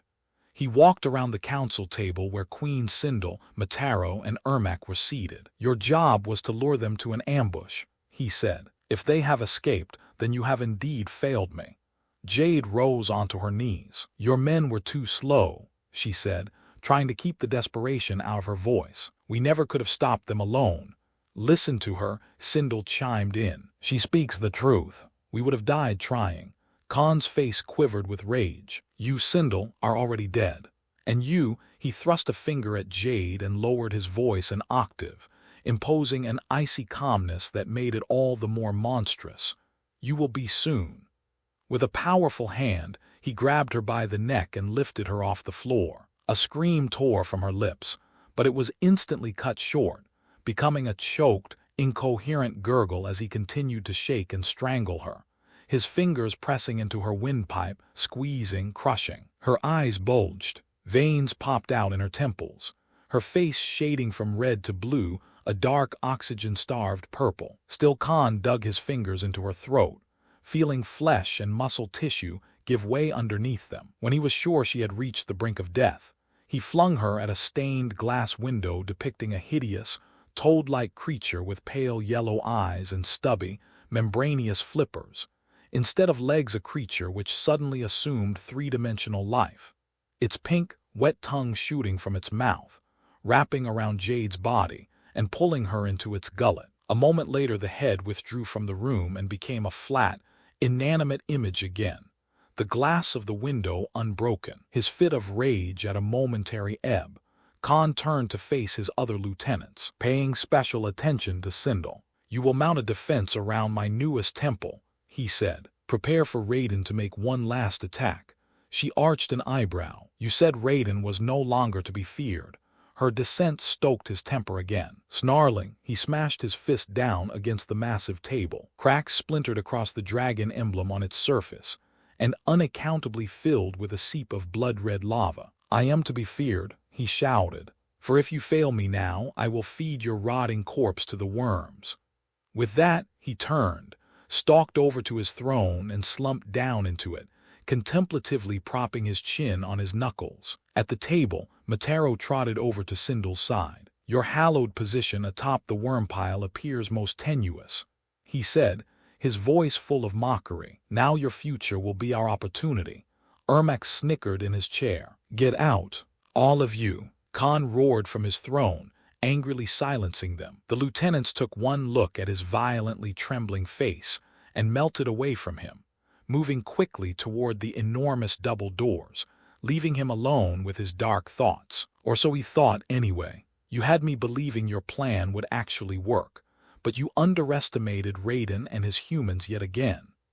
Khan rose as his father glided out among the room's hectic jumble of shadows, skirting their edges, but never quite leaving their embrace. "Everything is under control," Khan protested.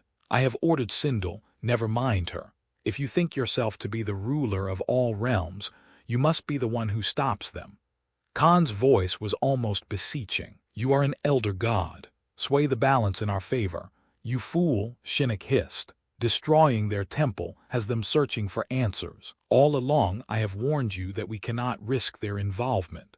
Khan stared at him uncertainly. "What does this mean?" "It means our destiny now lies in your hands alone," Shinnok said. "I can do no more with the elders." There was silence. Khan looked at his father, his features tightening as he realized that his options had been reduced to one, and only one of the many he had thought would be open to him. And then finally he nodded. "You chose me, father," he said slowly. "Trust me now, I will not disappoint you." Watching him from the shadows, Shinnok was hardly encouraged. Chapter 18. The deeper they went into Outworld, the more bits and pieces of Earth they had seen jumbled into it, like chunks of broken glass in some careless amalgam. They had passed the cracked marble minarets and spoiled garden walks of the Taj Mahal. They had passed the sagging curves and blackened, leaning columns of the Parthenon. They had passed the wreckage of the Golden Gate Bridge, its span littered with the bloody, mutilated bodies of motorists who had been caught by surprise when it ruptured the resistant skin of time and space. And now they had come to the Temple of the Order of Light, Liu's home. On Earth, it had been a place of subdued, meditative beauty, its walled gardens adorned with gently flowing fountains and gleaming marble walkways. Not it was a crumbling, sooty ruin, its ceiling draped with cobwebs, its shrines leaning crookedly out of the ground. Flanked by his inhuman cohort, Shao Kahn sat at the far end of the decay, sensing the final battle was close at hand. Behind its ebony throne, Shinnok stood bundled in shadows, his head cocked to the side like some nocturnal predator that had picked up the scent of its next meal. He bent closer to Kahn, whispered something in his ear. Kahn nodded and rose to his feet. "My army is coming, herding the mortals to their doom," he said, and then turned to Sindel. "Prepare to welcome them, O Queen." Liu and his friends made their way up the broad steps leading to the temple, their eyes determined and unblinking. They could see Kahn and his lieutenants across the long courtyard. "Get ready," Liu said. "If we die here, we will die in battle." They were within a dozen yards of their enemies when a familiar voice called out across the courtyard, shouting a single word in an unmistakable tone of challenge. "Kahn." Both groups turned in the direction of the voice, and were astounded to see Raiden stagger into the temple through a side entrance near Kahn's throne. He had been badly beaten. His clothes were shredded. His short-cropped hair was slick with sweat. There were ugly lacerations on his face. His lower lip was split and bleeding, and his right eye was swollen shut. He took 3 wobbly steps toward the throne, and then sagged to his knees as though all the strength had leaked out of him. "Where is my extermination squad?" Kahn snarled with lunatic anger. Raiden squinted at him with his one good eye and managed a painful grin. "What? Extermination squad?" he croaked. At the head of the stairs, Liu turned to the others, the look on his face both proud and heartbreakingly sad. "Raiden didn't abandon us," he said. "He led the Outworlders away from us, saved us." Now Shinnok slid from his island of shadows and studied him coldly, his glowing eyes visible under his hood. "So good of you to join us, son," he said. His voice was like a hollow wind, blowing up from some dry, dead forest. "In less than 1 hour, the merger of realms will be complete." Raiden looked up at him. "Father, this does not have to happen. You alone have the power now to end this." "Stop," Shinnok exclaimed. "I do not want to remember you this weak." Raiden shook his head sorrowfully. "It is not weak to value life." Shinnok came closer to him, the loose fabric of his robes moving around his body like ripples of black water. "I offer you one final chance to return to my side," he said, "to rule all the realms with your family."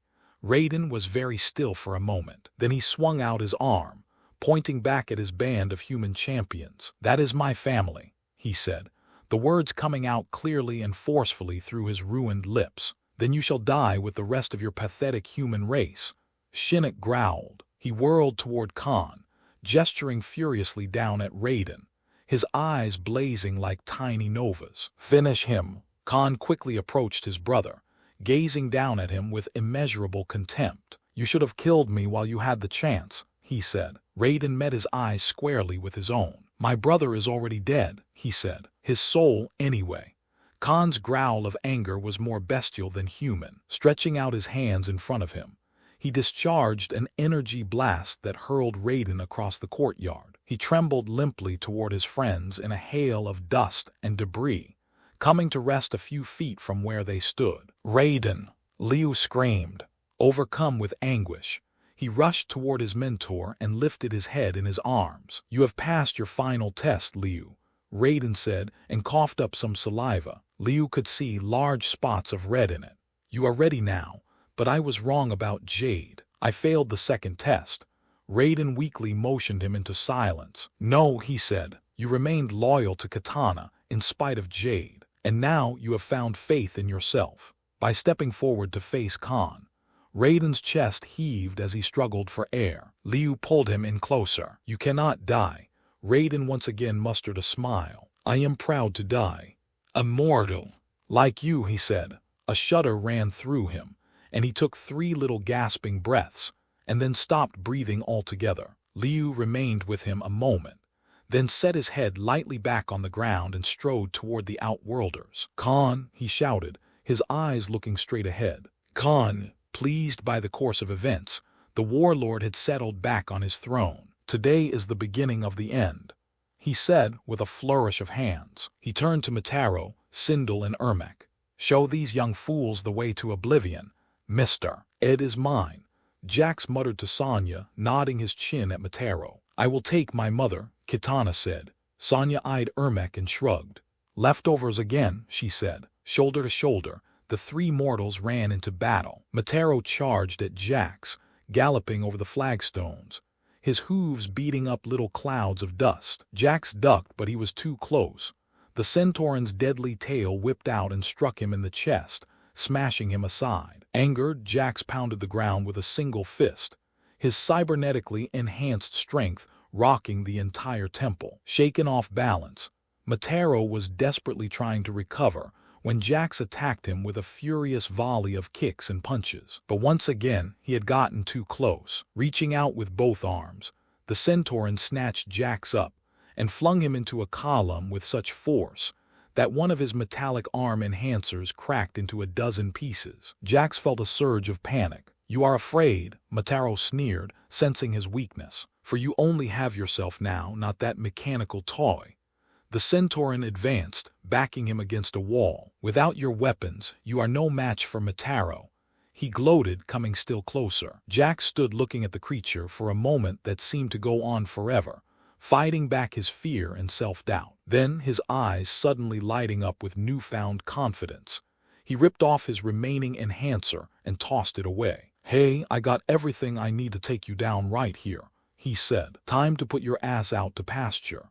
Clenching his bare hands into fists, Jax launched himself at Mataro. On the uneven marble steps, Kitana and Sindel were flipping over each other and trading vicious martial arts blows, employing combined foot-hand techniques rooted in Outworld's distant past, a past both remembered firsthand. Seeing a momentary lapse in her mother's defenses, Kitana stepped forward, faked a palm heel thrust with her right hand, but then quickly shifted, cocked her left arm and caught Sindel with an upward strike to the forehead. Sindel reeled backward, stunned. "Is this any way to treat your mother?"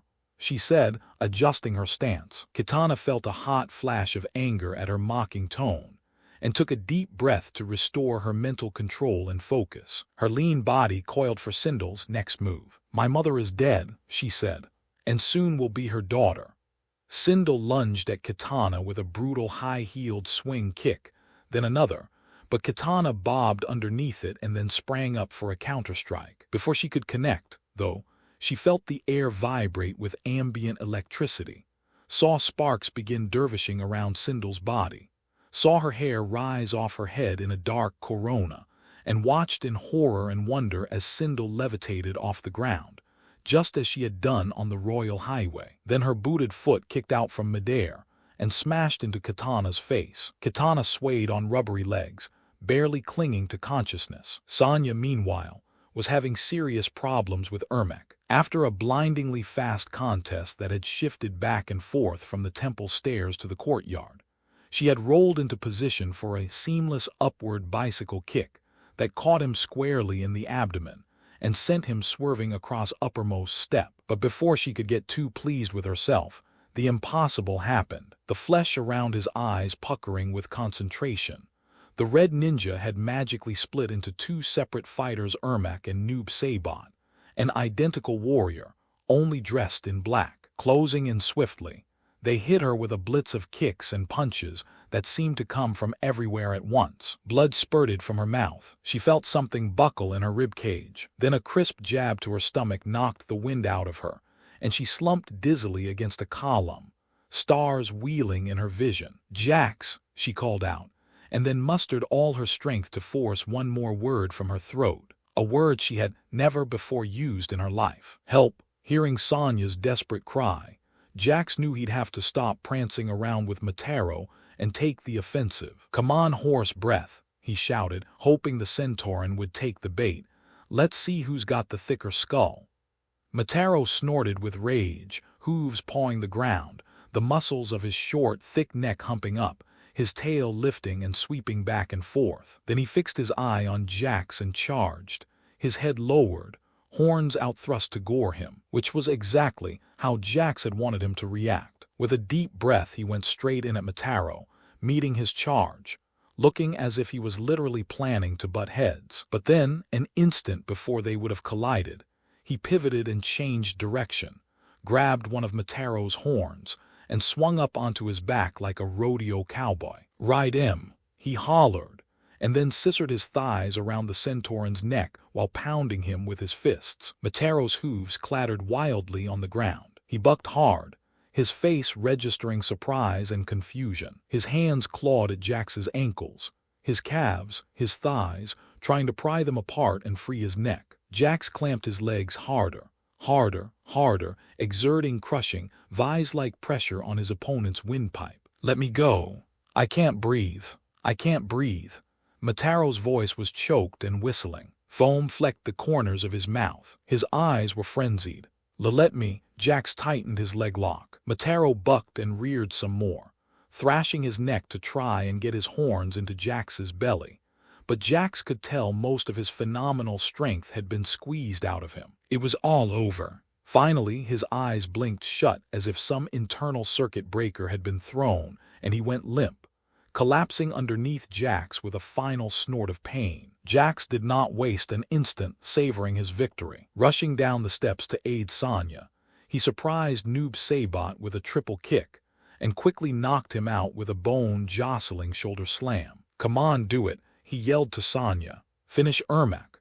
Gathering up her strength, she did just that, tagging him with a brutal uppercut that had enough force behind it to make him drop to the flagstones like a heap of wet rags. "You okay, girl?" Jax asked. Sonya gave him a crooked smile. "Well, I didn't really need your help, but you asked," Jax said. "And that means we're partners. For real now." Sonya's smile grew. "So you ready to help Kitana?" "Partner?" Jax nodded. "Now you're talking." "Looks like she doesn't need our help after all," Sonya said. She was right.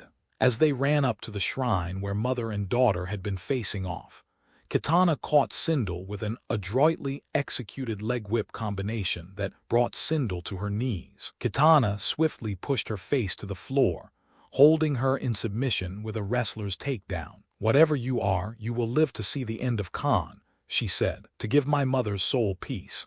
Jax looked over at Sonya and grinned. "Right on," he said. Liu stared at Khan. His eyes narrowed with the unparalleled fury that had boiled the grief and sadness out of him. Behind his dark brown irises, something glowed red as fire. "It's down to just you and me, Khan," he said. Khan stood in front of his throne and grinned an imperious grin. "Know this, your death will be slow, for I want you to see the ruination of all you cherish." He moved in and launched a spin kick at Liu, knocking him down. But Liu snapped back to his feet and returned the move with even greater force and accuracy. Khan's temper flared. Adjusting his stance, he cocked his leg for a kick to the front of Liu's body. But Liu not only eluded the attack, but employed Raiden's acrobatic flip kick to land another punishing two-footed blow to Khan's face. Venting his fury with an inarticulate bellow, Khan drove in at Liu, slipping under his guard and unleashing a ferocious torrent of blows that sent him staggering backward. Khan's grin was back on his face. "Pathetic and weak," he said. "Raiden has clearly molded you in his image." Hurt badly, his body soaked with sweat and blood, his breath coming in rapid gasps, Liu tried to bring up his hands. But Khan's experience and feverish rage gave him an advantage that he pressed to the fullest, smashing his fists repeatedly into Liu's nose and mouth and cheekbones. Liu sank to his knees, his head drooping. "Face it, Liu Kang," Khan sneered. "You will fail." Liu's heart hammered. There was a rhythmic surging in his head that had nothing to do with the pounding he'd taken. "You will fail." He had heard those words before. Where? When? Then it came to him. The demons in the vision he'd had near the Hopi Mesa. But there had been another voice, hadn't there? One that had given him the confidence to dispel the wraiths. Nightwolves. What was it he'd said? Liu closed his eyes and summoned up the words from memory. Everybody has the power to change the future. Find that power within. Liu's eyes glowed red. Fire red. "I can feel it," he muttered to himself, raising his head. "I can." And with a focused burst of will, he loosed the dragon. In the space between seconds, sharp armored scales appeared on his arms and then raced inward to cover his entire body. His muscles expanded, increasing in mass even as his flesh and bones flowed and stretched like soft putty. He began to grow then, grow quickly, shooting up to a height of 15 feet. Teeth the size of steak knives sprang from his gums. "Impressive," Khan said. "You come prepared but not well enough." Laughing demonically, he threw back his head, clenched his hands into fists, and began to tremble all over and change, calling up his own avatar, morphing into a towering six-headed hydra that was nearly twice as tall as the dragon. Each of his fanged, three-eyed heads hovered on a neck that was as long as a tree trunk. Standing with Sonya nearby, Jax could only goggle in awe. "Now I've seen everything," he muttered under his breath. The combat between the two behemoths was brief and savage. They closed with each other, snarling, clawing, biting, lashing their tails. Their tangled forms thrashed back and forth. Finally, the dragon boldly lunged at the hydra, biting hard and severing one of its serpentine necks. In turn, the other 5 hydra heads bit into the dragon's torso. The two beasts staggered apart, bellowing in agony, shifting back to their human forms in an eye blink. Deep gashes crisscrossing his chest, Liu stepped over to Khan and looked down at him. The warlord was on his knees, trying to stanch the bleeding from his neck wound with the palm of his hand. "Your blood flows, Khan," Liu said, "just like the blood of a mortal." Khan rose unsteadily, teetering, blood still pouring from his neck. Slowly, he turned toward his empty throne. Shinnok stood behind it in his ever-present cloak of shadows, arms crossed over his chest, standing so still he was almost inert. "Father," Khan gasped, staggering a little closer to him. "How can this be?" Shinnok's anger was as deceptively calm as quicksand. "I warned you there would be consequences for breaking the sacred rules. But how can I win now?" Khan said, a high, whiny edge in his voice. His face had twisted into an expression that might have been comical under other circumstances. To Sonya, it looked like the face of a spoiled and peevish child. "Are you so pathetic you can't even beat a worthless human?"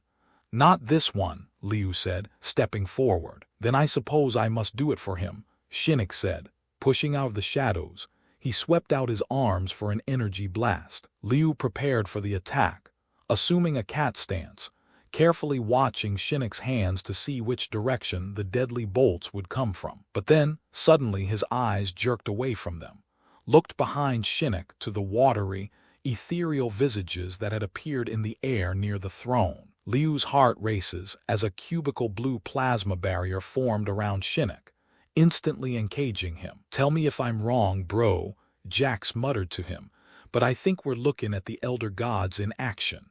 Liu could only nod marvelingly. He was staring at the shimmery blue apparitions with near total absorption. One of the Elder Gods said, "For abusing your power, Shinnok, and breaking your sacred oath, you are banished to the nether realm, where you shall spend eternity imprisoned with the soulless dregs of existence." The second Elder God said. Shinnok released a sharp cry of protest, but it was MU letter FB04ED by the energy barrier, which rapidly folded in on itself, dwindling in size until it winked out of existence with a pop of air rushing in to fill the vacuum. The two glowing faces turned to Liu. "Now the fate of the universe will be decided as it should be," one of them said. "In Mortal Kombat," said the other. Desperate to avoid his father's fate, Khan got to his feet and wobbled toward Liu, raising his fists, trying to hit him with a combination of blows. But there was nothing behind them, nothing left of his power. Liu slipped most of the feeble punches, blocked the others, and then finished Khan with a devastating uppercut that sent him high in the air. Khan crunched to the ground with a moan of pain and abject defeat, tried to push himself up again, but then slumped back down. Then, almost at once, the sky itself seemed to creak and groan with the turning of invisible gears as the realms of Earth and Outworld began to separate, and the temple floor underneath Khan's body began rippling like liquid instead of stone. Whimpering, Khan tried to scramble towards solid ground, but he could not move fast enough. An instant later, he was sucked into the shifting, aqueous vortex with a tortured scream, a scream that went tearing across both rapidly unmerging realms for what seemed a long, long time, before finally fading away into space. Breathing hard, Liu felt a soft hand on his shoulder and realized it was Kitana. Their eyes met, and she smiled and gave him a tender kiss, one that might have been far more lasting had it not been for the woman's voice they suddenly heard behind them. "Kitana," it said, sounding disoriented and groggy. "Kitana, darling." She turned abruptly, her jaw dropping. Propped on her elbows, Queen Sindel was looking up at her from the ground where she'd lain, the ashen pallor gone from her cheeks, replaced by healthy pink color. "Kitana," she repeated. She shook her head dreamily. "Where?" Before she could say any more, Kitana was running over to embrace her, her eyes bright with tears. "Finally, I am freed of Khan's hold," Queen Sindel said, sitting up in her daughter's arms. She nodded toward Liu Kang. "Thanks to your brave friend." Kitana reached her hand out to Liu. As he approached to take it, both Kitana and her mother draped their arms around him. "For your heroism I pledge my kingdom," Queen Sindel said. He felt an embarrassed blush creep into his cheeks, but there was also intense pride in his expression, pride in himself and in his friends. Watching, Jax nudged Sonya with his elbow. "Guess I know who's getting some tonight." "Yeah, well, I hate to interrupt all this bonding, but check out what's happening in the courtyard," she said. They all turned in the direction she was pointing. Surrounded by their bright blue aura, the two elder gods had knelt over Raiden's body, their heads bent, their lips moving in a muttered chant. "Anybody want to tell me what those Dayglow dudes are up to now?" Jax asked. "SHHH," Sonya said, putting a hand on his back. "Watch." As she spoke, Raiden's body began to glow with the same celestial radiance as the two otherworldly visitors. Then, miraculously, his eyes fluttered open and he sat up, blinking like someone who had awakened from a catnap. He rose to his feet. "Was I dead?" "Yes," one of the elder gods said in a voice like the roar of a distant tide. "But I sacrificed my immortality," he said, "and mortals cannot be reborn." "No," said the second entity, "but elder gods can." "Elder gods?" The first elder god nodded, hypnotic flecks of light dancing around his head. "After all you have done to restore the integrity of the realms, it is only right that Shinnok's son be allowed to replace him in the eternal palace." "Now," said the second elder god, "you become one of us." Raiden turned to his mortal champions and approached them, already surrounded by a blue nimbus that seemed to be saturating his body, becoming part of him. Jax blinked. After everything that had happened to him recently, he had about gotten to the point where he was ready to drop the word impossible from his vocabulary. And this was the clincher. It was almost as if he could see through Raiden. Not only that, the priest's feet didn't seem to be touching the ground, but rather gliding above it. He was like some sort of living hologram. "I gotta tell you, this was the longest and the weirdest week of my life," he said to Sonya. She nodded, but was only half paying attention to him. Her eyes were fixed on Raiden, who was now standing over by Liu. "You have done well," Raiden said to him. "I feel like a proud father." Liu swallowed thickly, overwhelmed with emotion. "You can't stay with us, can you?" he asked, his eyes moistening. "No, I cannot, but I will be watching you." "Watching you all," Raiden said. "Stay out of trouble, and stick together. You're a family now." His eyes were pools of starlight. He regarded them a while longer and then turned to rejoin the two elder gods. Then the glow around the triumvirate brightening until it dazzled the eye. They streaked skyward like heaven-bound comets. There was silence for a long time afterward. "You know," Sonya said finally, "I think we've all earned some time off. Where should we go?" Kitana said. "By now things should be getting back to normal on Earth."